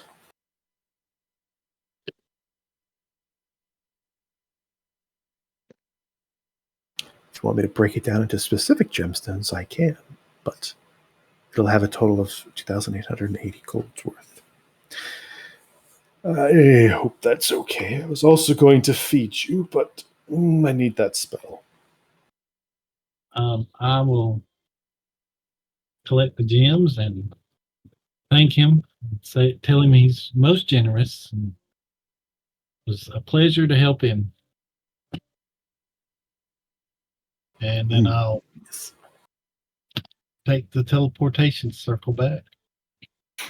As you head up, you hear, you kind of look over your shoulder, and you see he's now rolled back onto his back, and he's looking towards Astrophy, and Astrophy's got just the biggest smile on his face. And the two of them immediately kind of start striking up a very soft and simple conversation. Right as you reach the teleportation circle, it has a faint and soft glow that appears on it. Okay. I'll step in the circle. As you step into it, unfortunately, he's kind enough to make you a teleportation circle, but he kind of forgot that they work on the same plane here. So you appear sideways on this rock with your feet on a teleportation circle, and for the briefest of moments as you're looking up at the sky, you think that you're in the air, and then realize you're about 2 feet above the ground before you thump onto your back, right back here where you started. Okay. Assuming you all stuck around, somebody is likely on watch, and you have a few people sleeping during the day, and you hear this thump, and you look over and see Parsnip now back with you all. Hey guys, I'm back. You're alive. Parsnip's back. Parsnip! You're here. Yep. Welcome He back. didn't, What happened? he didn't use me as a chew toy. I took him to Astrophy, and they seem to very much enjoy each other's company. And he gave me this, and I'll dump out 2,880 gold worth of gemstones. Oh, Jesus. Woo! This will go a long way at making our keep better, if y'all want to use it for that. DM, is there any in the gemstones that Parsnip is just tossing on the sand? Any of them are any of them diamonds? Let's see here. Where do the diamonds fall to? You don't see anything that it would be diamonds. Okay. Though you do, I'm assuming most information you guys do share with each other, unless you tell me otherwise. So I know that at one point somebody opened up one of the bags from Syl. Those contain diamonds.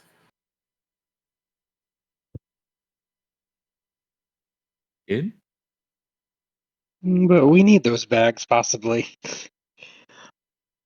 Oh, okay. I'm wondering if we could change, like maybe change a diamond for some of these jewels. Equivalent value of these gems in exchange for one of the diamonds in the bag. Right. I really need a diamond that's worth at least I don't think any 300 of us gold are pieces. qualified to assess what these gems are worth. Oh, that's right.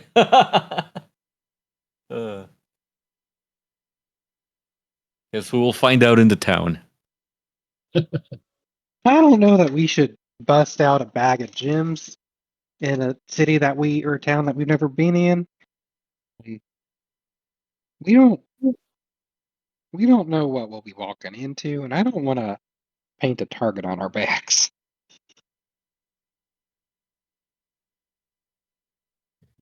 Should we get going to the city then? Yeah. Are you going to immediately head off kind of in the day, probably half rested, or do you guys want to wait and relax a little bit and go when it becomes nighttime again? I'm good either way, but I did mention that it might be better for us to approach during the day, just because I don't know what. I don't know if we'd even be able to get in at night.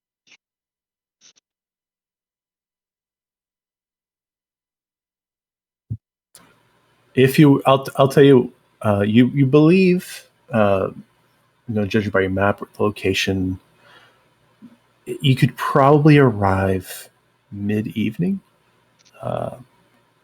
around 4 or 5 o'clock in the evening, if you wanted to head out now during the day. However, you'd only have partial rest, unless you plan for that maybe ahead of time. But that kind of seems unlikely. You guys are on a schedule where you're starting off every morning. Now you're starting off probably around 10 o'clock in the morning as opposed to in the evening. So you would trek through it, but it would be more difficult for you guys to get to the city without becoming exhausted. More than welcome to. Just letting you know what the risk is. Well, I guess it's whatever the party decides. I am down for anything. Tango, do you have a opinion? I know you're kind of keen to get going.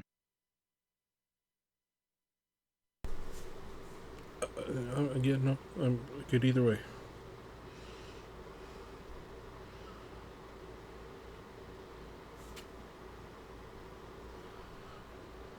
Baylor?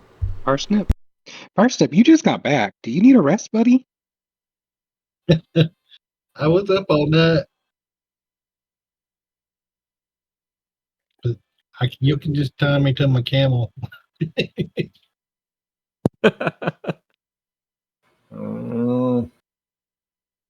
Could just rest.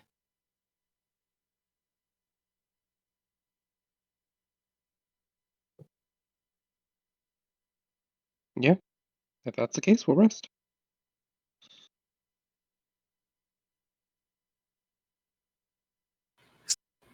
It's all good for me. Sounds like we're rested.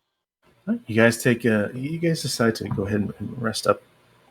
You've used another day's worth of your rations. You've had a few days now where this slowed you down. I believe it's 3 additional days than the time it would have taken to travel. But you give Parsnip a chance to finally sleep. He passes out very quickly, being up all night long, clenching onto this creature. The evening finally comes, and you guys continue on your journey. If I could, please, if anybody would, for this last leg of your journey, please give me a D20 roll. Who hasn't done it yet? I don't know if I have. Okay, 19.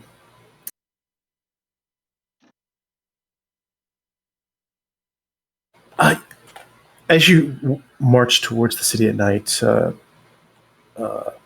Parsnip, you look over and you see what's really just kind of the remnants of. Looks like somebody else has run into another iron thorn tree, but it too has been felled by somebody's capable hands. Nothing seems to be around it or so forth. It's not moving. But besides just kind of catching a glimpse of that in the moonlight, your night passes without much trouble at all. And sure enough, in the early morning hours, you start to see a glimpse of hills reflecting in the moonlight, slightly greenish colored hills, something that you haven't quite seen before. You see a little bit of color with that moonlight hitting it. And the walls of a city start to come into view. Larger buildings behind it, all kind of blending in with the colors of the sand. Question is, are you guys going to try to approach the city in those wee hours of the morning, or are you going to wait until daybreak? The sun will rise about 5:30, 6 o'clock in the morning. Do you want to wait till then, or are you going to try to sneak in at night? Like Simon said, I think it's better to just wait and not sneak in, not risk it if we don't have to. But up to you guys.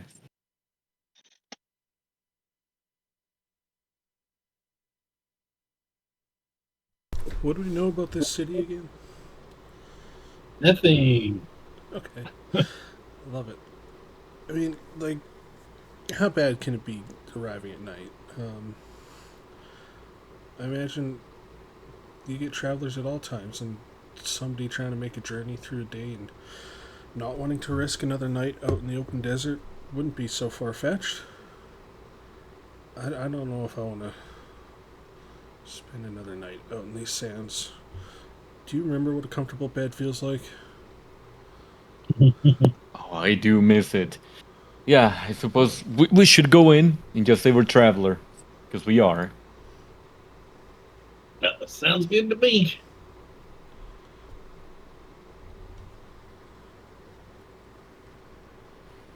As I mentioned, you guys begin approaching the city, and you see that green swath of rolling hills with vegetation over to the right. And then you kind of see nestled up next to these hills as you kind of go up and down one of the hills, the dunes of sand, moonlight reflecting directly off of a very large body of water. You then can see that they're kind of a makeshift fence has been constructed around it. You have to get up a little bit higher just to be able to see it. So as you go back down on the hill, you might start to lose the view of the water, but there's like about a 3-foot high fence that's been constructed. Again, it kind of blends in with the sand as it's been baked clay and so forth that it's been constructed out of. The city stretches off to your left a decent amount, and also over on that left-hand side, one of the things that kind of catches your attention is a penned area, large penned area, and you've seen your camels resting and sleeping on the ground, and you look across, and there are just dozens of camels sleeping. You get a little bit closer, and you see kind of in the middle of this huge penned area something that's kind of strikes you odd until it kind of moves ever so slightly. You don't need to roll for it, but somebody recognizes the fact that there's at least one elephant sleeping inside of this. There isn't a whole lot of hustle and bustle going around, but there are several people just kind of sitting up against these clay walls. There is a guard, someone who's clearly a guard, posted at this large gate as you begin to approach it. However, before you get a chance to get too much closer to it, you're several hundred feet away, 500-600 feet away easily, and you see a humanoid creature stand up from up against that wall and start darting towards you all at fast speeds. They're running on 2 feet at first, and then they get down on all fours, and they are just booking it towards the group. It only takes them a couple of rounds to get to you. And as they're approaching you, you see a cat-like person rushing towards the group, and slung across their shoulder are a whole bunch of ropes that seem to drag in the sand behind them.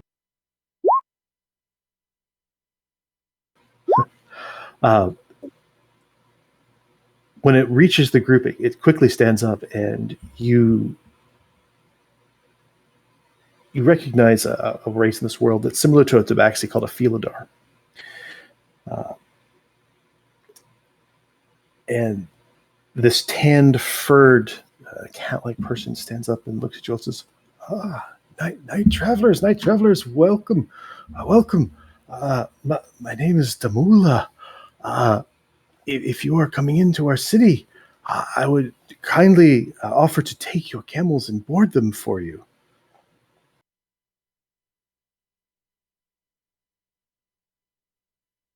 Oh, thank you. Just be careful with my camel. A beautiful creature, sir. Beautiful creature. It would simply be a gold per day to go ahead and take care of them, to feed them, to water them. I can take them for you. And he holds up one of the ropes that he's got on his shoulder.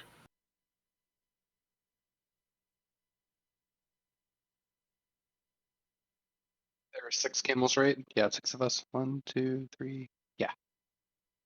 I'll hand over the 6 gold. He goes over to you as you're kind of rummaging through your purse. Thank you. And he holds his hands out, and the 6 gold drop into his hands.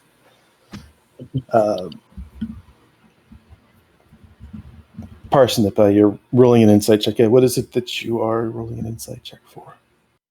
I'm seeing if this dude's telling the truth, and he's not some kind of thief that's going to steal our camels. You try to size this guy up as best as you can.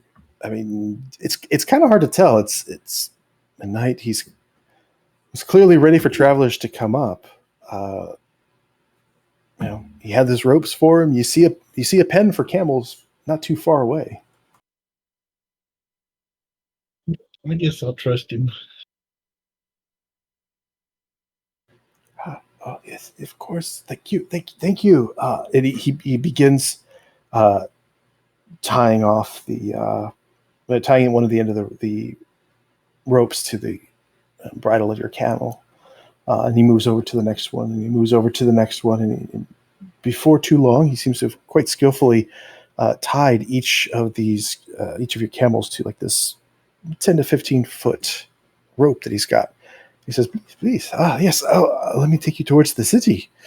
And he begins leading you all on your camels towards the city. As you approach a little further, one of the other people that have been sitting down, much slower to get up, but clearly they have come to and have noticed you and have been walking to meet you all. And you see it's a little tough to see at first their coloring because of the moonlight, but eventually some clouds part, and you see this dragonborn, in loose-fitting, airy clothing, and they have brown scales.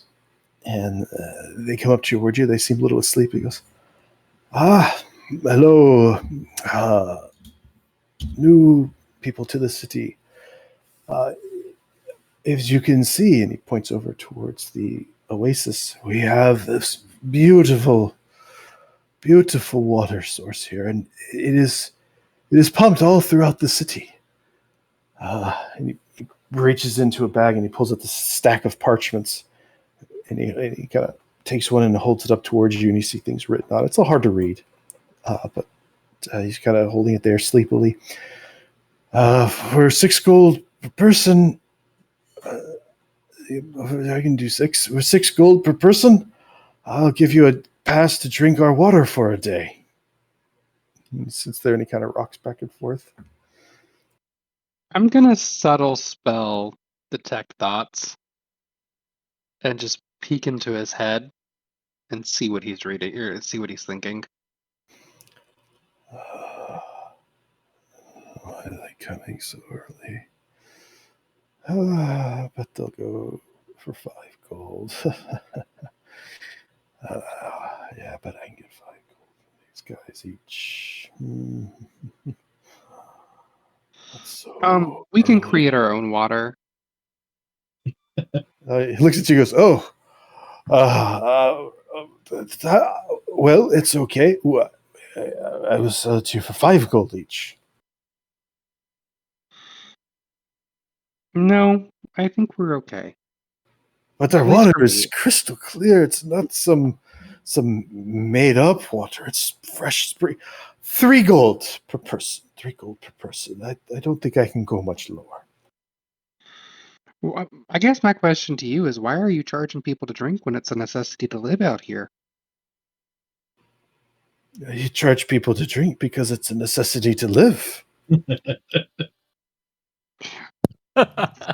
You answered Fair. your own question. Yeah. Yeah. That was dumb.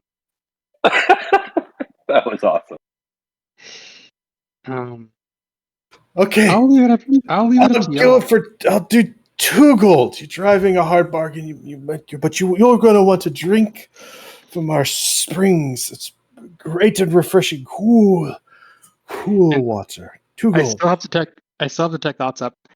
This isn't a scam, is it? Like, we're not going to buy this and then get inside the city and then realize that we didn't actually need these passes, or that we're going to have to buy passes again from someone else. Let's see. Does your spell do actual thoughts, or is it like his emotional state? Let's put it that way. It's his actual thoughts.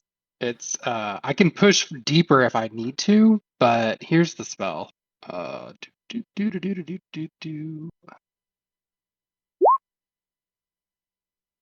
Like, I get the Detect magic. surface level thoughts. Oh, God bless. I clicked the wrong one. Sorry. 1 second. There it is.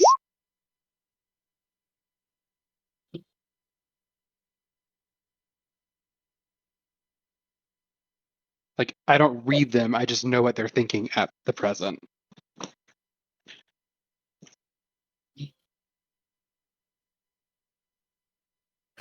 What's most on their mind right now is, oh, come on. I don't want to have to go all the way down to a single gold before you'll buy this. Come on. I woke up early for this. Do the passes look official, or they just look like something he might have made up himself? Give me a perception check. I mean, you're in the moonlight. It's the parchments. All you kind of glance through. You see a couple of them. They appear to be all kind of the same. There's a space down at the bottom that says date with a line next to it, where you would assume somebody would write the date in. You don't see anything like an official seal. They seem to be handwritten. That's what you get out of it. The Dragonborn looks at the Philidar that's pulling your camels, Simon. You get that he's like, he in his mind he's going, "Come on, help me out here." In his head, and they kind of look at each other, and then the mullah looks back.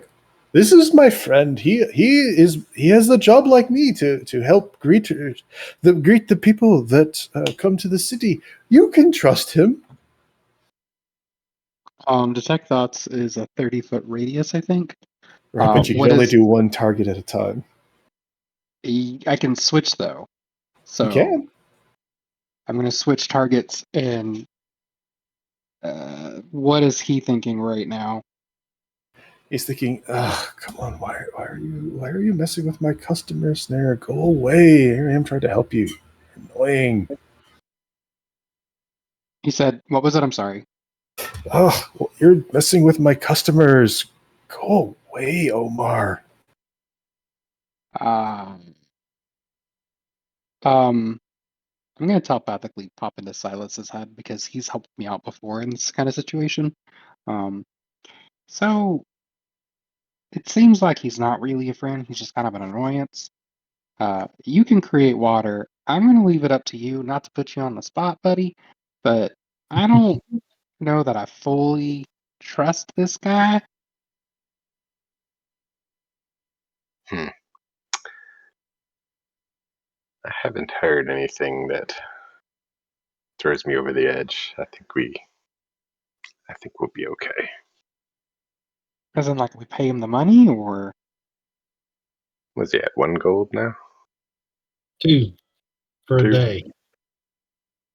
per day. 2 per person per day. 2 per person per day.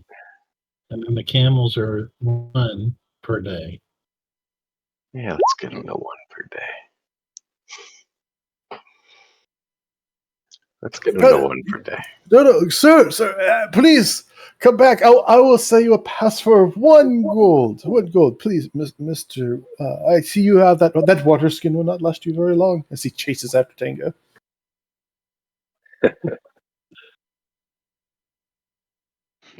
All right. Tell him 1 gold's good. Tell him 1 gold's good. Or anything? 1 good gold it is, then.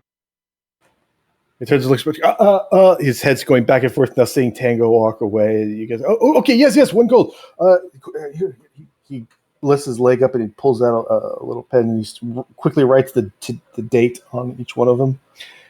6 gold. Here you go. 6 gold, 6 passes. And he holds them up to Simon. Alrighty. He takes the gold from you and hands you the papers. And yes. And he scurries over back towards the wall. Goes a little bit east of where he was before, but he sits back down and kind of smiles at you guys. He looks at Darren. Oh, thank you. Yes. That's very kind of you. My children will definitely eat well tomorrow. The Philidar just kind of shakes his head. Okay, let's just go. And he takes you more towards the gate. All right. Please, if you would get off your camels, I will go ahead and I will take them over to our pens. Right over here. Thank you so very much. He pulls his hand to his chest and just kind of holds the ropes for you so y'all can get off your camels and head into the city.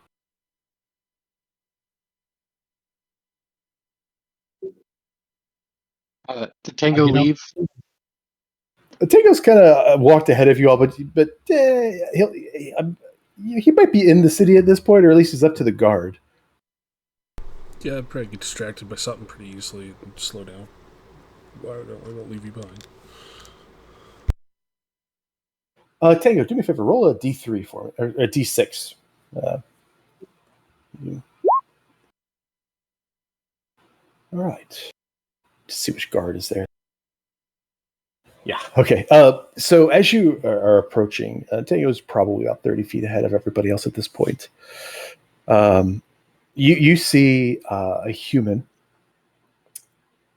Color's a little bit tough to see because it's still just in the moonlight at the moment, but They've got on some type of loose-fitting armor, a white puffy hat on their head.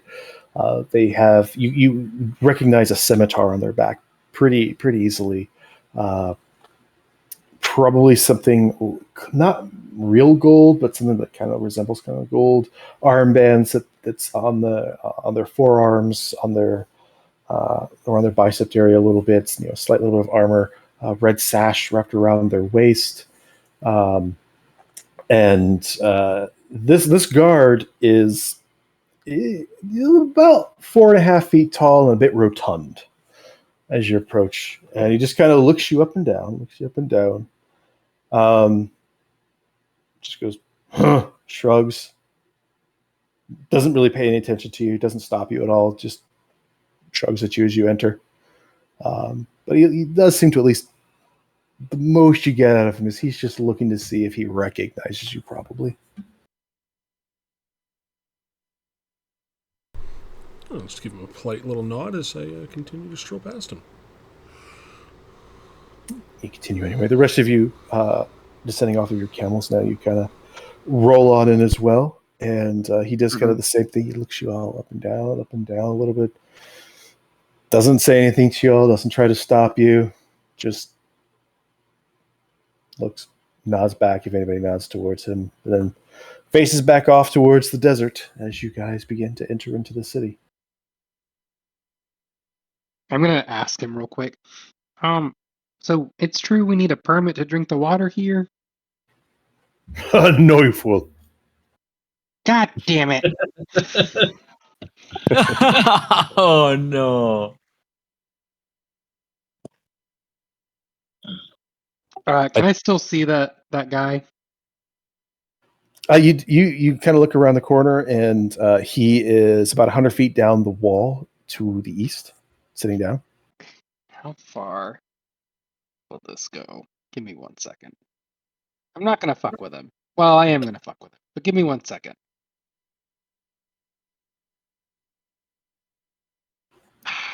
You outsiders always getting had. I'm going to message him because I can see him. Enjoy the 6 gold. You shouldn't have gotten any of it. May whatever god you believe in have mercy on you. And that's all I'm going to whisper. And I'm going to keep walking. He looks around. You see him like frantically looking around wherever that voice is coming from. He gets up. He goes darting in the opposite direction of you towards the oasis and hops over the little 3-foot wall. Dancing lights are following him. How far does that go? I can cast it 120 feet, and then on a bonus action, I can move it 60. He looks up. You hear this in the distance as he runs and hops over that wall, and there's lights. He says, "Go away!" You think you hear us into the water.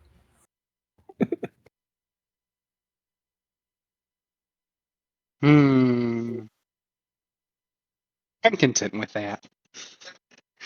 And I'll keep going into the city. I'll reach up for a high five, which I guess is a low five for Phalar, and then I just continue going in after. Yeah, it's just kind of a 5.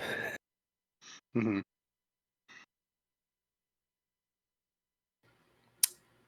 You guys kind of make your way in, and immediately past the main gate, the atmosphere kind of shifts to this dusty open area. Even though it's still a little dark out, the moon reflects off of many colors and so forth. There's no grand sweeping boulevard right away. Instead, the main thoroughfare kind of quickly branches off into basically a labyrinth of narrow, winding alleys and open squares that essentially comprise Aureon's Bazaar quarter.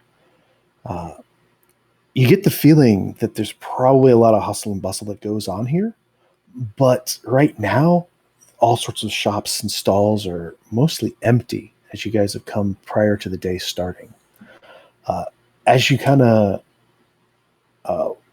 enter in and walk around a little bit, you do see a couple of things.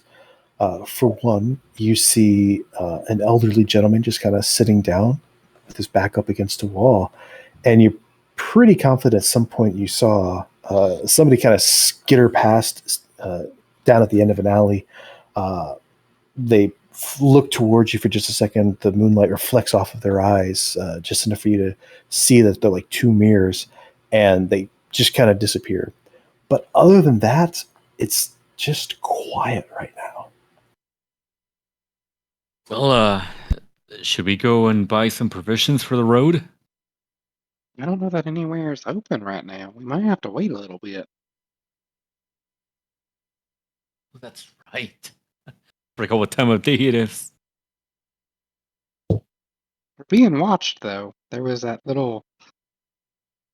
guy that was scurrying away down that alley. Have we caught up to Tango, or is Tango like trucking? We've kind of established that Tango, anything could distract Tango, so he'll probably have stopped a little bit along the way, unless he really wants to book it somewhere. But there's nothing that's going to really catch his attention as I have to go here. It's more like, oh, I could go left, or I could go right. I could make two lefts. So I would imagine that with even the slightest bit of effort, you catch up to him. Yeah, that sounds very accurate. Simon, you said you saw someone run down an alleyway? They were just keeping an eye out for people, I guess. Okay. I I must mean, have it's not just seen him. normal hustle and bustle. Just kind of keep your eye out for things, I guess. Could be a guard, you know? I don't know about that. Maybe we can get someplace to eat. Tango, you mentioned like an actual bed, and that would be really nice. Yeah, Like a morning nap or something. inn of some kind. Sounds good to me. As you guys talk a little bit amongst yourselves and walk through these streets ever so slightly, you hear what sounds like coins jingling inside of a small little wooden box. And you look over to the side, and about the only person that's actually out there, as I mentioned, is this some old man, and he's sitting up with his back up against a wall, and he's just shaking this little wooden box with coins in it. Early morning travelers. Jingle, jingle, jingle, jingle, jingle, jingle. Early morning travelers. You hear him speak to the air. I don't have any other gold, y'all. I gave it all out.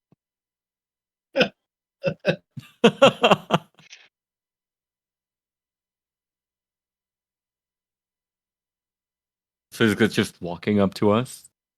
No, he's not No, walking. He's sitting up. He's sitting down with his back up against a wall, a little ways off, down one of the squares.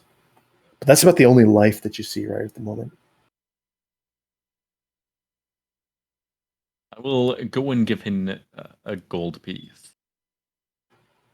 As you approach and you take out your coin purse, and he goes, yes, no,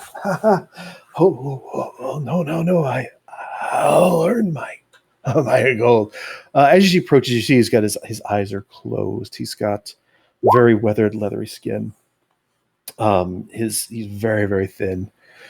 I goes, I call this one the Sultan's Whisper. The Sultan dreams on silken bed of power held and words unsaid. His daughter fair with charming smile walks through the courts a subtle guile. The fountain splash, the market's cry, hide whispers passing swiftly by. A gilded cage, a secret heart, where shadows play a hidden part. Beware the rose that blooms so sweet, lest thorns of malice pierce your feet. And he's got this very big, wrinkled smile behind this gray, ruffled beard. He's, there, now, please, as he raises this little wooden box and shakes it. Yeah, Darren will give him a gold coin, and he'll say, "May the Watcher bless you, my friend." Thank you, and who might you be? I am Khalid. Most call me the storyteller. I am Darren Agramir. I serve the Watcher. Ah, that is a noble name. Not from these parts, I take it. No, sir, we're just passing by.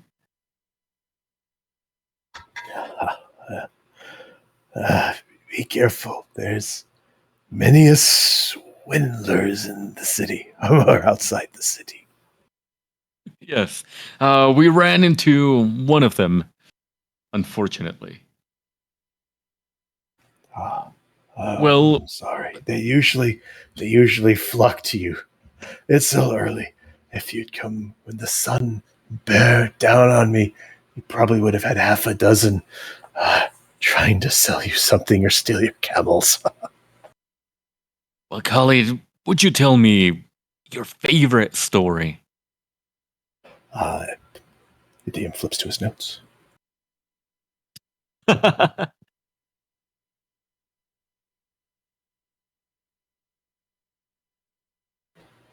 Oh, well, I typically reserve this one for when there's a good crowd.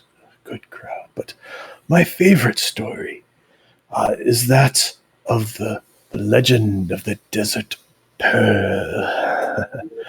As he starts to talk, he starts to clutch onto his little wooden box again.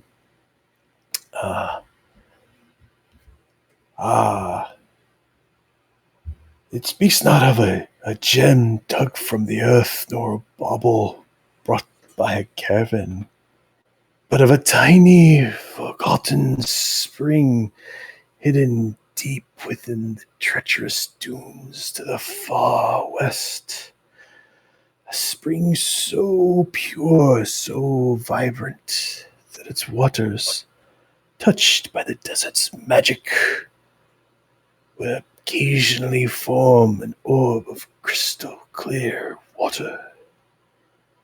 This pearl would glow with a soft inner light, guiding any lost and desperate traveler to its source. But only if that traveler sought water not for greed, but for the true selfless need to save another, or perhaps survive with dignity. Once that water is drunk, the pearl would dissolve, leaving behind only the memory of its cool life and the sustained life that it gave. It's a wonderful tale. If you come back with the crowd, perhaps I can share more. Shake, shake, shake, shake, shake. Thank you for the story. Yes, thanks. Shake, shake, shake, shake. I think he wants another coin. Oh, I right. tossed a gold coin in the box. Thank you, fellow traveler. I do have one quick question. You mentioned steal your camel outside the city. If we gave our camels to outside the city to be boarded and fed and watered and all that, did we pretty much just get our camels stolen?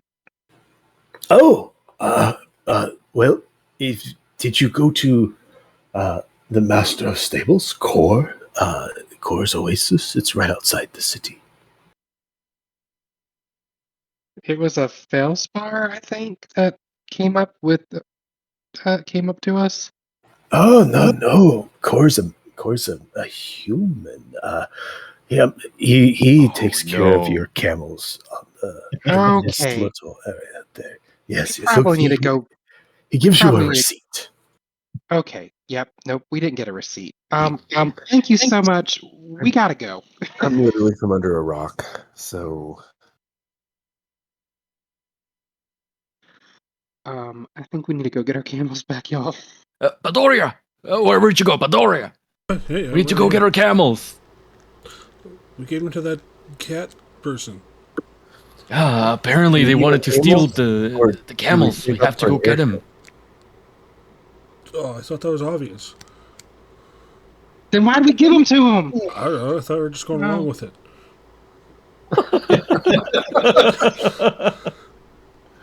All right, let's go.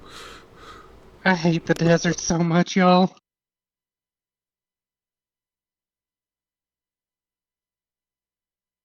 Yeah, can we make our way back to the dude?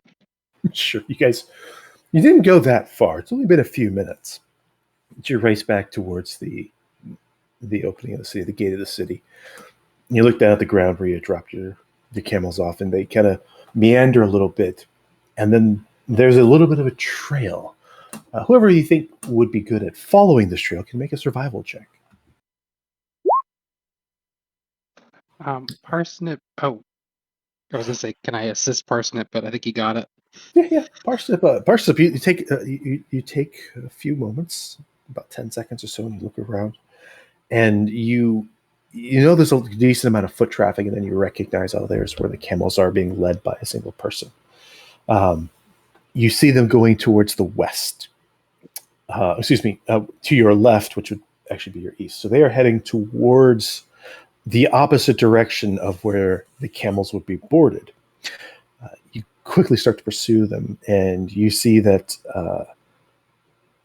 just after a short ways, the humanoid footprints are no longer there, as the camels seem to have stopped for a moment. It seems that he's gotten on to one of the camels and is now using the one camel to lead all the rest of them as they kind of pick up their pace.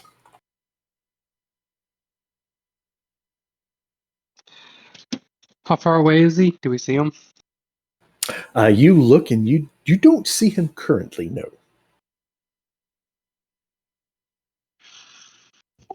Fiddlesticks. You got the trail. The trail seems to be leading towards the hills.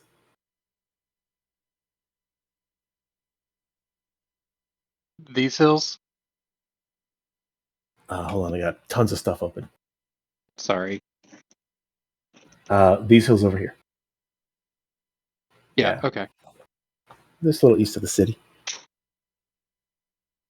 Alrighty, let's go get our camels back, if that's okay with y'all. Unless y'all want to try to buy some new ones, but I don't know that I want to spend any more money in this place.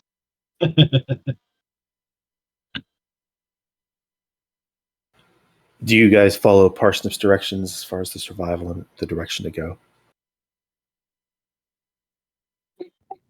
Of course. All right.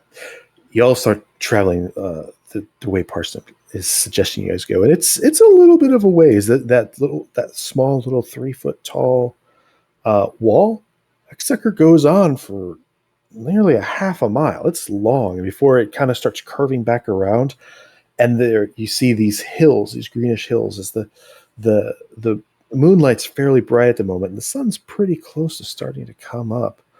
So this are some beautiful green rolling hills as they've kind of turned your camels into them.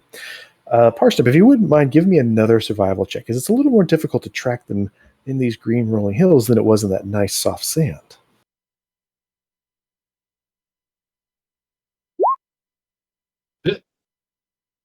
Perfect. You kind of get down, you look, and for the briefest of moments, you kind of get distracted by the fact that you're able to set your hand on grass and a nice verdant ground. But then you quickly are able to pick up these camels again, and you're able to follow their trail. You guys continue on your pace, and you could tell that the camels were going at a pretty quick pace, but once they got a little ways into these rolling hills, the pace is significantly slowed down. You travel for about 15 minutes, and you crest over one of the hills and kind of around the corner, and you hear, before you see them, you hear, you recognize the sound of your camels not too far away. around that corner, and sure enough, you see a small little couple of bushes where your camels have been tied off to them, and this Felidar, this tanned furred Felidar, is just kind of lounging around, laying on the ground in the middle of all these camels. Are we gonna teach him a lesson, or like just take back what's ours?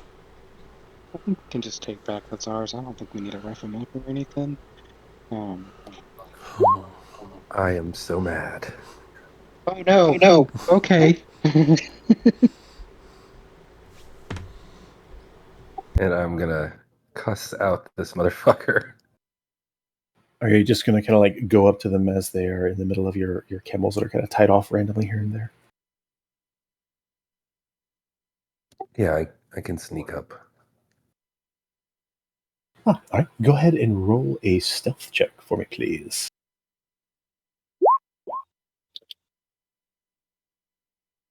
Sati, how close do you wish to get to them before you make yourself known? Are you going to try to get all the way up to them?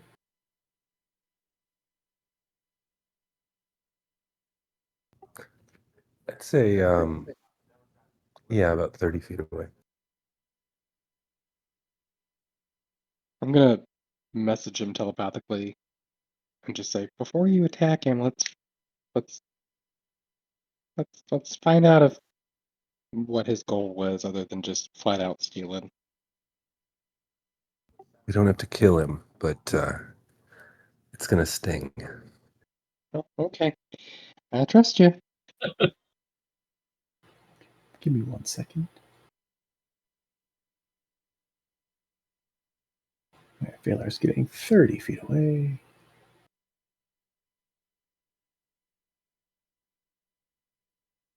All right, simple green map. That's nighttime. Those are some wonderful looking camels. The camels just kind of rustling about, They're so happy. all sort of tied off. No matter what's going on, they're just happy to go for the ride. Oh, Failar, you get about 30 feet away from this cat person. It's just they're laying down. They don't seem to have noticed the fact that you're approaching. Parsnip, you as well can move up along with Failar without being heard or seen. The camels are making a decent amount of noise. They're kind of just like, so this guy's seems to be taking a cat nap in the middle of them all, completely oblivious to the fact that you're there. Oh.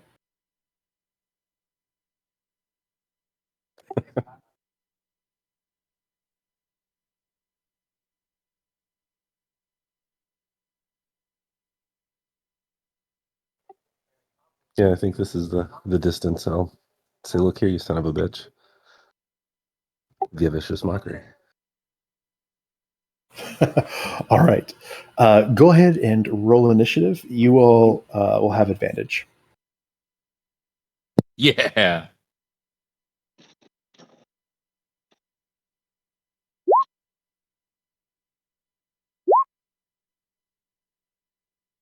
Pull that thing up. Where is it?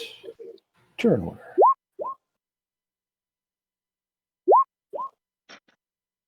They rolled a natural one. I love it.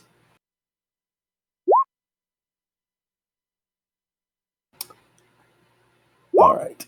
Failar begins to speak. Simon, you catch that this is happening.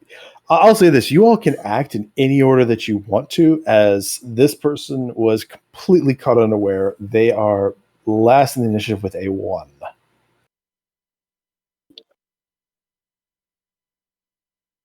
I'm gonna let Failar take the lead.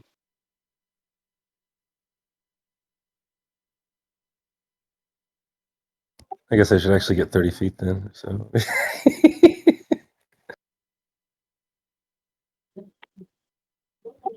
Hey, you son of a bitch. God damn it. All right. They got a 10. So, you're doing vicious mockery, correct? Yeah, it was a Yeah. 4 damage, so I rolled. All right. Oh no. And they quickly kind of sit up and look at you. Phalar's gone on their initiative here. Is there anything else that you want to do, Phalar, in your turn? No, I'll let everyone else react first. I'm at the top. All right. 10, 15, 20, 30. I'm going to move up. And I'm going to basically say, leave the money, give us our camels back, and you can go with your life.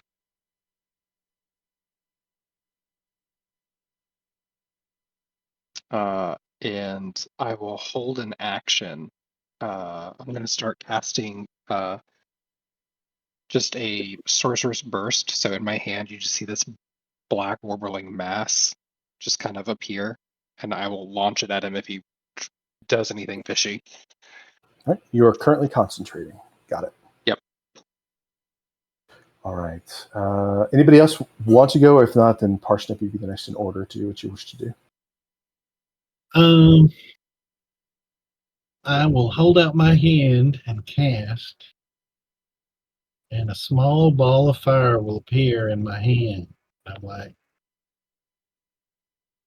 you better do what he says, or I'm going to burn you.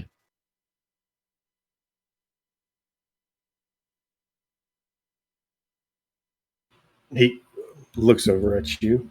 His eyes are getting wide right now. That's the groups there.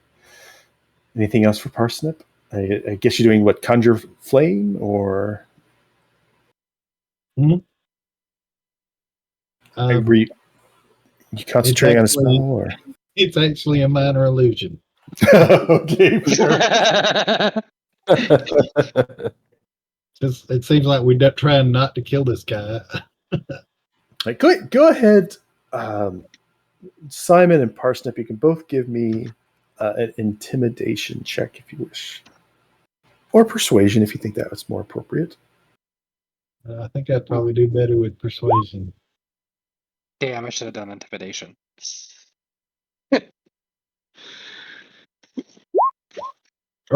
Jesus, Parsnip. Harry. I mean, they don't call you the Spider Slayer for nothing. When you kind of tell him that, he looks towards you and say, and you hear him say, not as scary as the scorpion. Darren, you'd be next in the agenda. Right. Did he say that out loud? He did. And I'm sorry, I myself as a player didn't really catch that. What did he say? He said, not as scary as the scorpion. Oh, all right. Darren will go here, and yeah, he's just gonna throw his shield at this guy non-lethally, just aiming for aiming for a good bonk. Toss it, like face forward.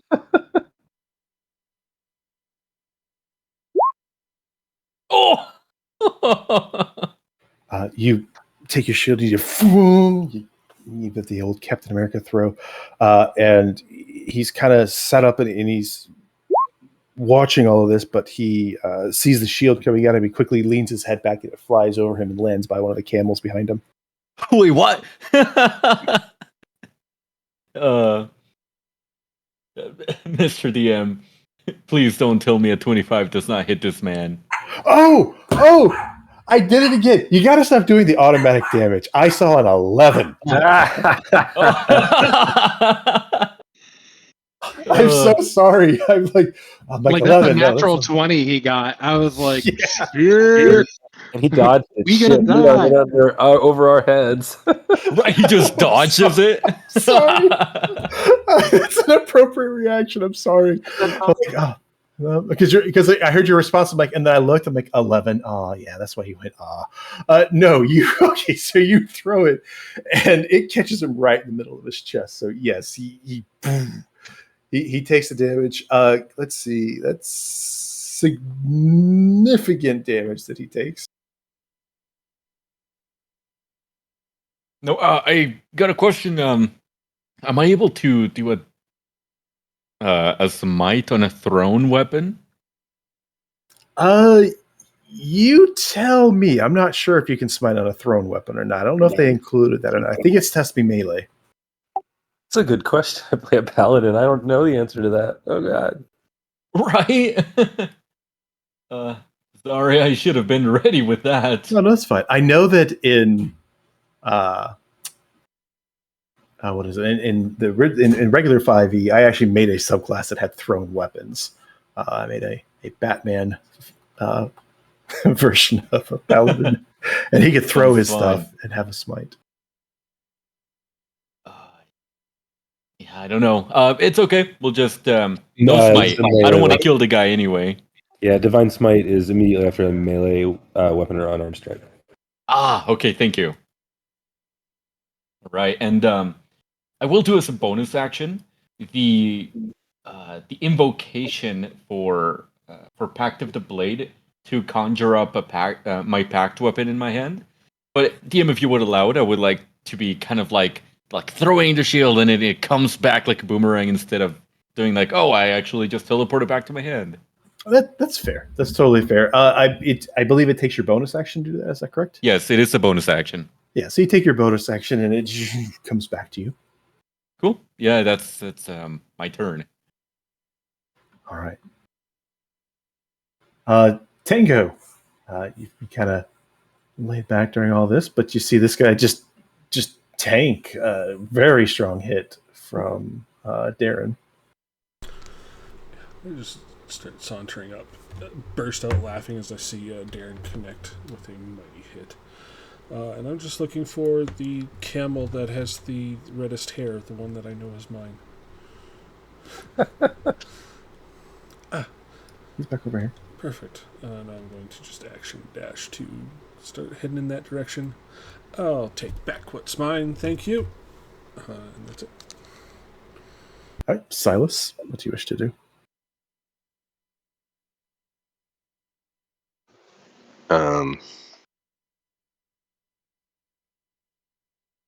Where am I? I didn't move up.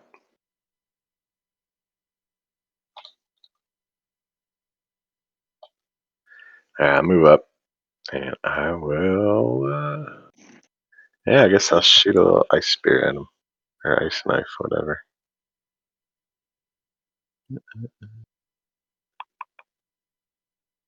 Sweet.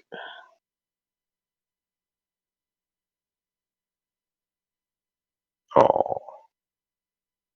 Okay, that really is an 11, right? That really is an 11. Okay. You shoot the ice knife at him, and you are the one where he's able to lean back in bullet time. The ice knife flies over his head. It does explode within 5 feet, though, right? So he still takes. Like, I even think if it you has miss to with connect. ice knife. Yeah. Oh, okay. Yeah, I'm pretty sure it has to connect. Hit or miss, it then explodes the target and each creature within 5 feet. So nothing else is around it, so he'll go ahead and make that reflex save. Okay. Yeah, I'll throw it up there so you have the number. What the hell is it? Ice knife explosion. It's a dexterity 14. Okay. He had just set up. He puts his head back, and then he's incredibly nimble as he seems to kind of hop up, almost kind of do a handstand as the explosion kind of goes off around him. He doesn't seem to take any damage from it. Okay. All right, his turn. He gets back up into position, looks at you all. I see you're trying to kill me. He puts his hands out and he says, I need this money. And he starts forming some signs with his hands. If you had a ready action to go off and want to do so, you can take your ready action. Okay. I feel really guilty about this, but I'm gonna do it. Where is that cantrip? I can't find the cantrip that I was gonna use. Can't find it. You can't do it, man. Sorry. That's just them apples. No, that's weird. I don't know why it's gone. If you can't find it, you can always look for it in the compendium and drag it back over, and it should just add it again. Okay. Parsnip, I don't think you had a ready to action. I think you're doing minor illusion, so don't think there's much there. Yeah, I didn't have. I mean, Sure looks like a ready to action. it does, It but did look like one. and I could throw it at him, but it wouldn't do anything if I did. You could make it go very slowly. Yes, I could. Oh, there it is. Weird. It doesn't show up under my spells, but it shows under my contact. I don't get it. All right.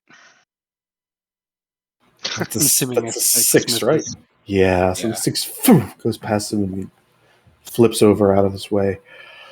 He forms his little signs with his hands, moves to here. He goes, "No, I am sorry, but leave me alone." And he does something. Let's see, where's those nifty effects? Someone needs an effect.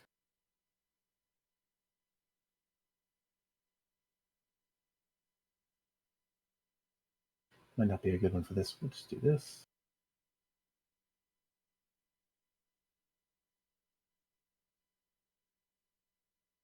Okay, this is supposed to be 15 feet wide. All right, so everyone but Silas is here. Everyone but Silas need to make a strength saving throw. Oh yeah. Right. I'm boned. Oh no! I rolled a 1. Oh, wow.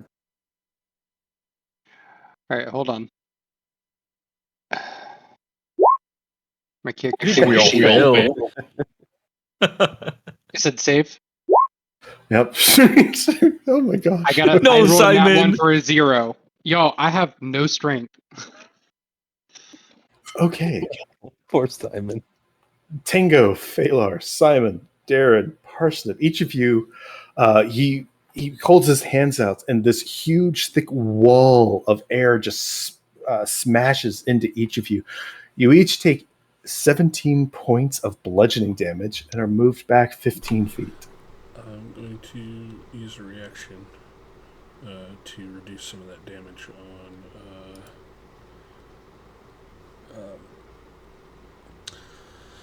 on Parsnip, actually. Okay. How much damage? What is it you're doing now? Because I thought you had to block like a melee attack. I just don't know what the ability is. Yeah, so I do have two different reactions that, like, I have interception, which has to be within certain feet, but then I also have this protective field, which is anybody within 30 feet. Ah, cool. So it expands one of my energy dice. And I need to, what is it? My intelligence modifier? And D6, I believe. Yes. So D6 plus 2. Holy shit. That's pretty cool. I didn't know that was a thing. Mm-hmm. So, 5 less for Parsnip. So 10.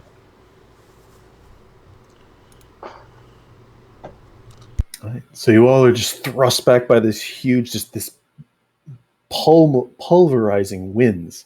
Shove you back, and he moves up away. Can't you just leave me alone? It was 17 damage, minus 5 for Parsnip. Got it. Thank you.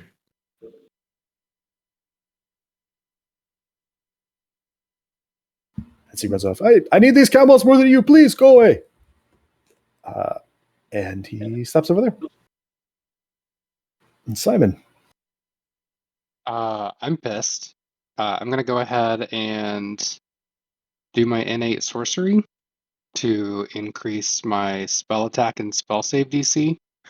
And I am going as a bonus action, and then as an action, I'm gonna scorching ray him. I hate to say that, but Boop. There it is. Shit. One's a crit. The lowest is a 16. The 16 misses. The other two do hit. I think I did that right. Okay, I just hit the crit. I hit crit damage. I didn't hit damage. That's fine. Go ahead and hit regular damage one more time because your crit's going to be max plus the dice roll. Okay. So 18 damage on one, and so 7 damage on the regular one. Okay, so it's 7 plus 12. So Okay, you did 19, and how much was the other one? Oh, I haven't done the other one. Hold on. 9. So 28. Ah, That shit hurt. I am very badly injured. Please, no, my family. That ends his turn. Or sorry, that ends his comment. Anything else from Simon? I'm gonna move because it seems like he can attack us and when we're lined up. So I'm gonna move this way. All right, Parsnip.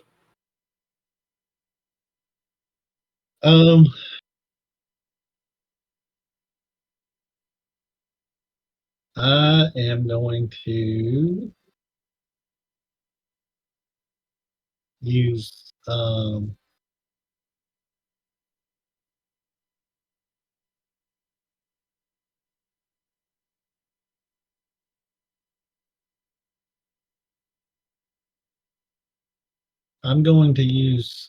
speak with animal to call the camels back to me.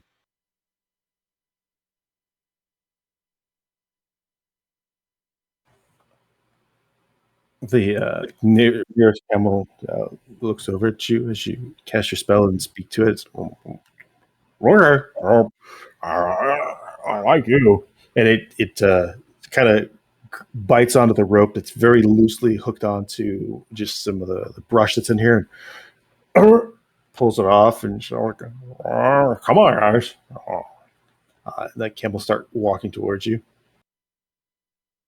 Anything else for Parsnip? That's it for me.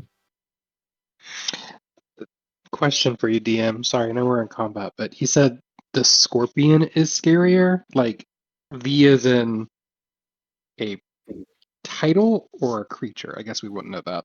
You wouldn't know that, no. But he did use the word "the." Okay.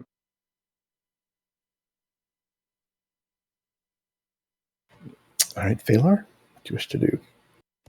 Alrighty, well, Phalar's gonna dance up to here and say to him, "If you yield, I'm sure we can work something out." And I'm going to cast Nahair's Mischief.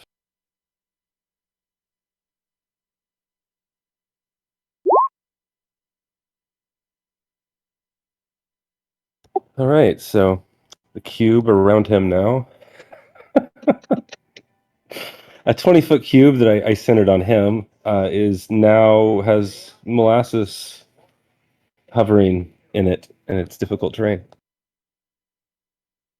I don't know what that is, but I kind of love it.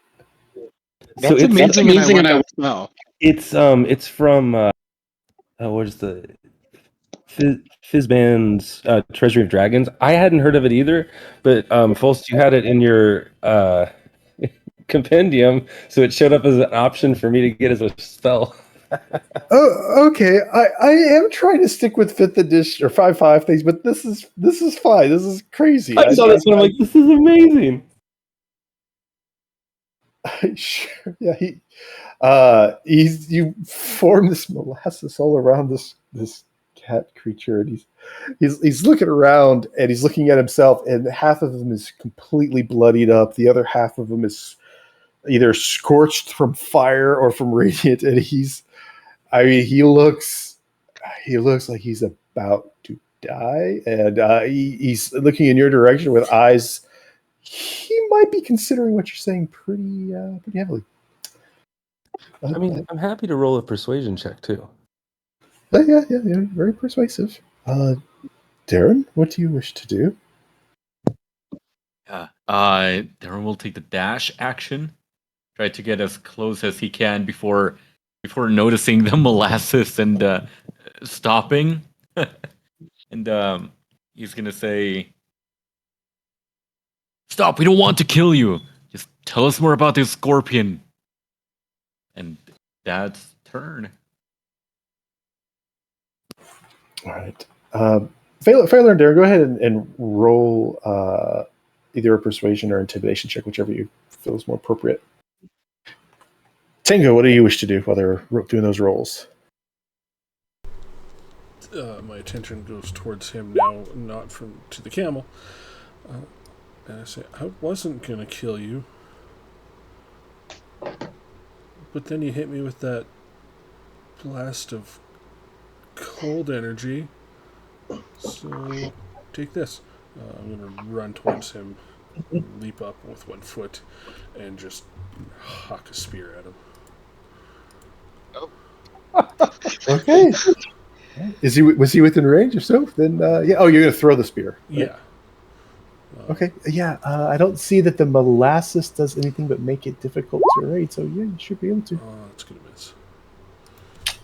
Yeah. Even though he's a little sticky and it's a little harder for him to dodge, he is able to get everywhere. He's like, "Oh, sorry. I'm so sorry." As your spear lands in the ground next to him. You're not sorry. But you will be. All of his little whiskers droop when you say that. Anything else for Tango? That's going to be it. Silas? All right. I will. Hold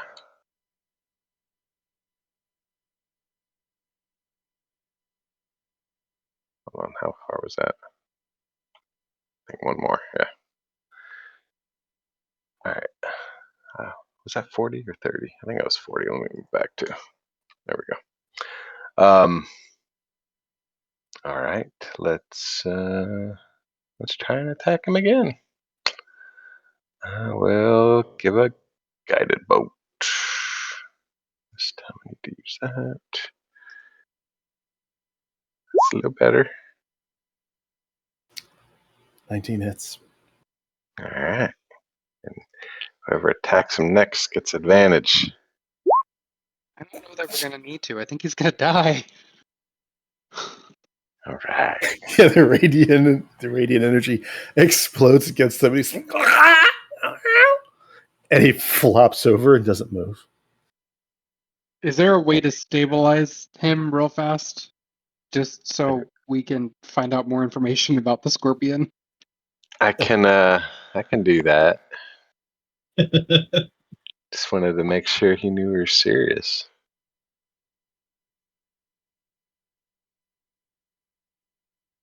You've got a couple rounds before he bleeds out.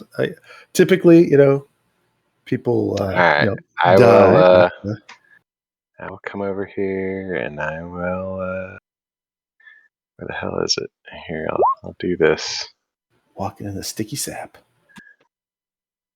Oh, Spare the Dying won't bring him back, will it? It'll just stabilize him?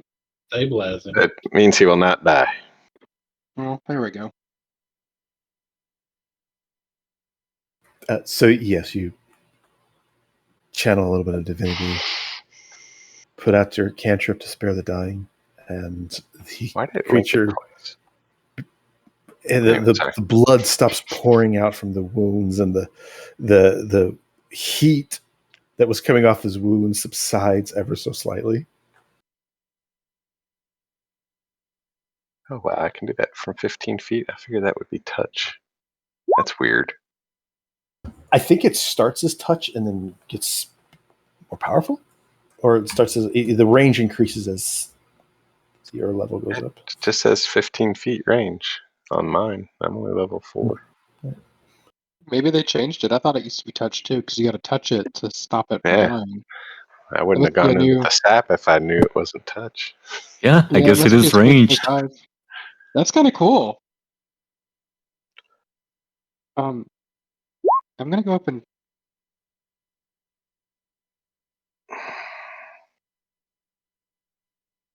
Let's not kill him just yet. We just stabilized him. What? Why? He mentioned something. Well, he mentioned something about the scorpion, right? Yeah. That might mean that he's working or being coerced into doing something. What, by We some probably need big insect? With a big stinger? something called the scorpion. We probably need to get a little more information from him because we might be targets for him now. It's a good idea to at least get all the information we can.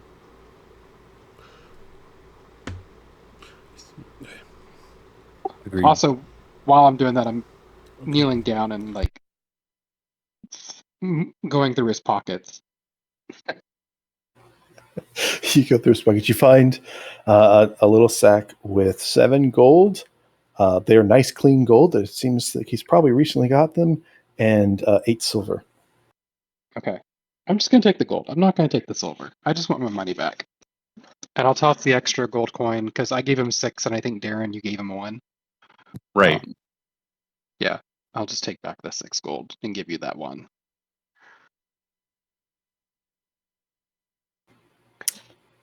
He's a singed kitty, but he's alive. I'm going to lightly tap him to see if I can get him to come around. Or do we have to like actually heal him for that? Yeah, when someone's unconscious, tapping them doesn't. When someone's like unconscious from getting hit in the head, they don't just wake up from like being tapped.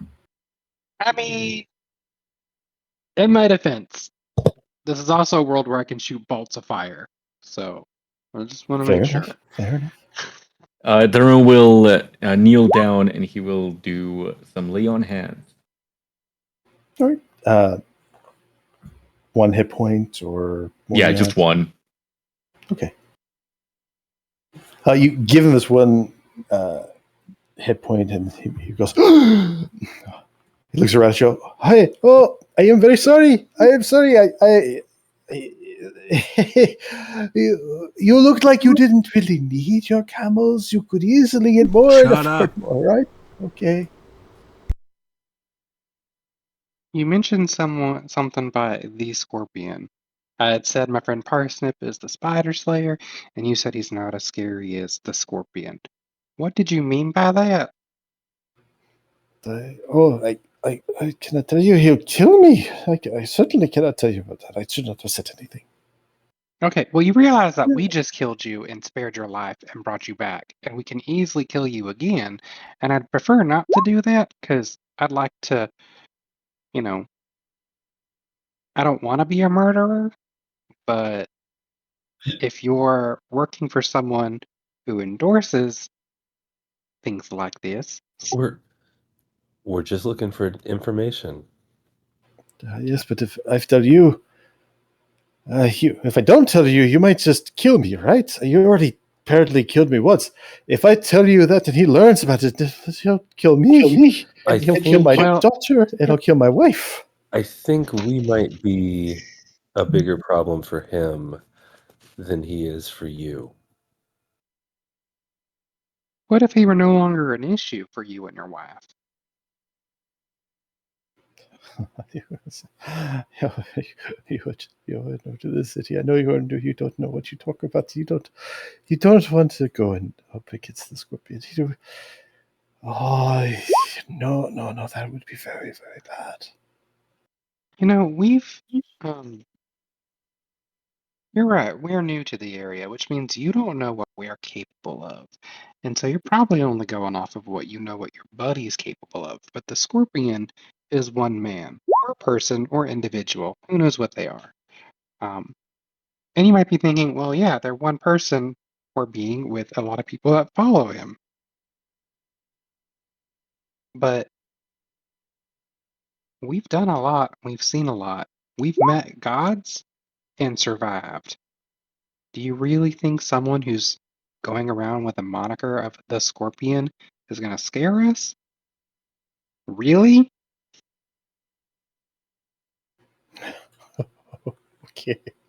Okay. He would never. And I'll say into his head, do you really think that that's going to be a problem to us? Sure. Are you familiar with the gilded sting? Probably not. No, I don't think you are. Again, that thing, that is the criminal organization inside of the city. They run everything. And the Scorpion is their leader. Look, you got your camels back. Take your camels. I am sorry. I will not try to do anything like that. Could you just Well, how don't do we know kill you're my not wife? gonna? Why would we kill your wife? We don't.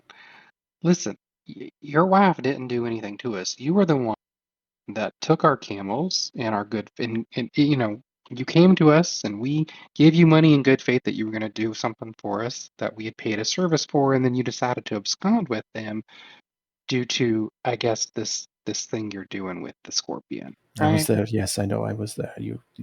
I took Yeah. your money. I took your camels. I understand. As you were the ones that did. You did not ask for a receipt.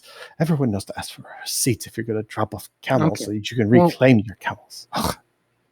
well, now we know, and I appreciate that. I'm going to wait. You have a wand of smiles? What? I do. I don't know why it's in my inventory. I don't know how you got that one.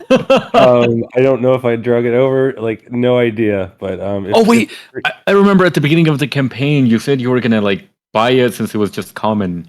Oh, that's right. Yeah, Okay, that's fair. Did you hit him with a wand of smiles? I do. I just found it in my inventory. Okay, he's in bad shape. So, Come on, DC 10. all right. So he gets an 8. He has this huge grin on his face as these tears roll down his eyes. He's like, they're gonna kill my whole family. Oh, what's the Well, point anymore? if you keep talking, they'll kill your whole family. But what if you just think about the things that you think we need to know, and a means to potentially alleviate the stress of this gilded sting on you? Um, what if we were to assist you in getting rid of them? And by assisting you, I mean just like getting rid of them, right? Are Because you if they're trying to not read there his thoughts anymore, right now? not yet. I'm Okay. giving him this I'm giving him this option to see if he'd be up for it. He sits there with this huge grin on his face, tears rolling down his eyes, and he's just like, you see, he's thinking really hard about what to do. Have you considered smiling more? He looks at you with this with a Joker-esque type grin.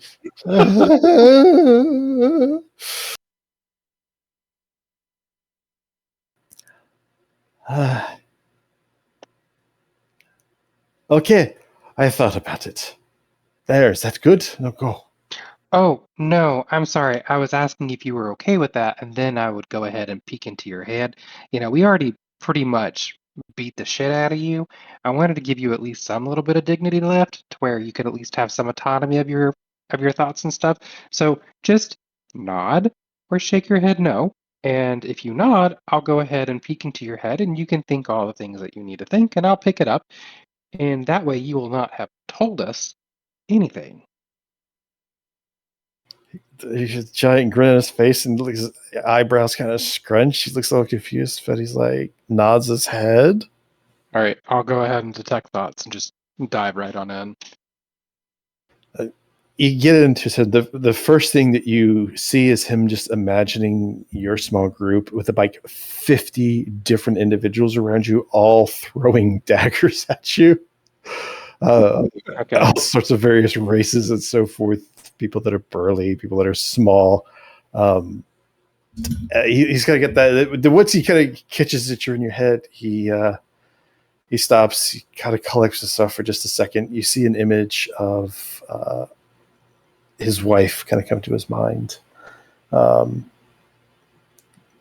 He thinks, Padfoot. And then he kind of gets an image of a slightly smaller, but probably in their, like a teenage Philidor with dark fur. You just get more. and then they kind of whisper away for just a moment, and you see this huge giant skull of something like a serpent, like a snake skull, but huge, maybe like the dragon skull size, sitting on a wall, with bottles of different types of liquor all around it. He seems to be imagining probably a bar of some kind, in a tavern. And in his mind, it's like, you can usually find the scorpion here. And he kind of coming into focus, you see someone just sort of sitting at a table, leaning back, listening to music. You see a dragonborn come into shape, black scales. And then the focus shifts a little bit. This dragonborn actually has wings. And he kind of holds that image for just a second. And then you see your own face in his mind as he seems to be focusing back on you. I toss him back the 6 gold just so he has something to report back and so he doesn't get killed, right? Because I don't want him to die. I don't. I know that he did us wrong, but like it seems like there's a reason and a cause for that. And also I kind of feel guilty. Like, he feels guilty about launching balls of fire into him, even though he did attack us with wind. We also did kind of attack him burst. Thank you kindly. Go see Padfoot, and here's this, and that way no one will be the wiser. And if you get asked about the condition of your body and your state by anyone who matters, that may or may not be part of this gilded sting, you could let them know that we got the drop on you to get our camels back, but you made away with the money, and no one will know better. But please do not do this again, because this is the only time we are going to do this, where you can get off scot-free. Okay, you are very kind. Yes, thank you. He takes it, kind of clutches it, and starts hobbling slowly, backing away from you all. I stop him and hand him a platinum, just 1 platinum, and just tell him to remember to smile. That's so threatening, Jesus Christ! Right. Are we good guys? Or are we the bad guys? I don't know anymore, y'all. He's got that. He hasn't been able to drop his grin yet. I don't know how long that lasts. Lasts for a minute. You guys have. It's been about a minute almost, and he's just got this wide-eyed look at you as he takes it, puts it in his pouch. Yes, smile.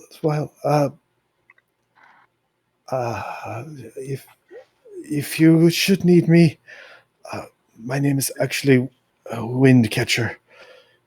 I will not do anything to you again. I need to have some money, okay? And he slowly is slinking back away. He's really watching Valar at this point.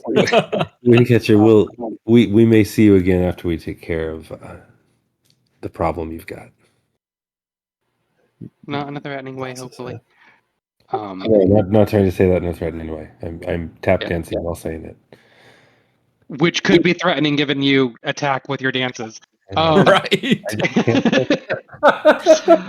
I'll relay everything that I got from them when Catcher's out of earshot, right? To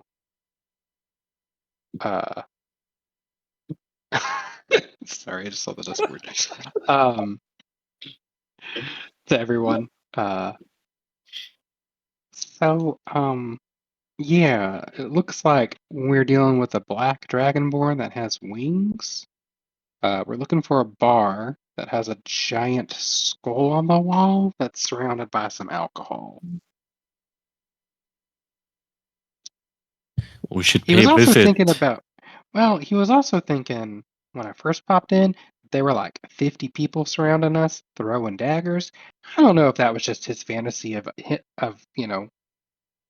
something bad happening to us because we beat the shit out of him. But there could be 50 people. Apparently, it's something called the Gilded Sting. Suddenly imagining the entire Thieves Guild killing us.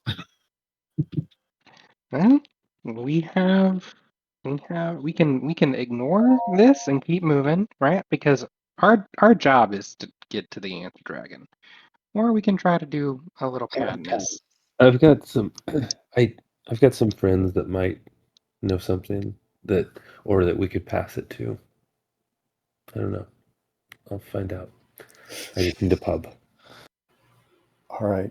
Well, with that, you guys recollect your camels.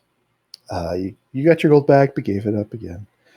You slowly make your way back to the city as the lights cresting over the horizon starting to illuminate it. A lot more hustle and bustle goes around. As was kind of suggested, several people do come out and try to offer to board your camels, offer to sell you water skins to collect the water in the wells. They offer to sell you a bird that will guide you through the city. Quite a few little things. I imagine you walk past them at this point. You guys can. I mean, what kind of bird are we talking about? No, I'm kidding. You guys can determine if you want to go to the stables to drop off your camels or not. Think about that as we will pick this up with you returning to the entrance of the city. Next time. We made it, guys. We made it.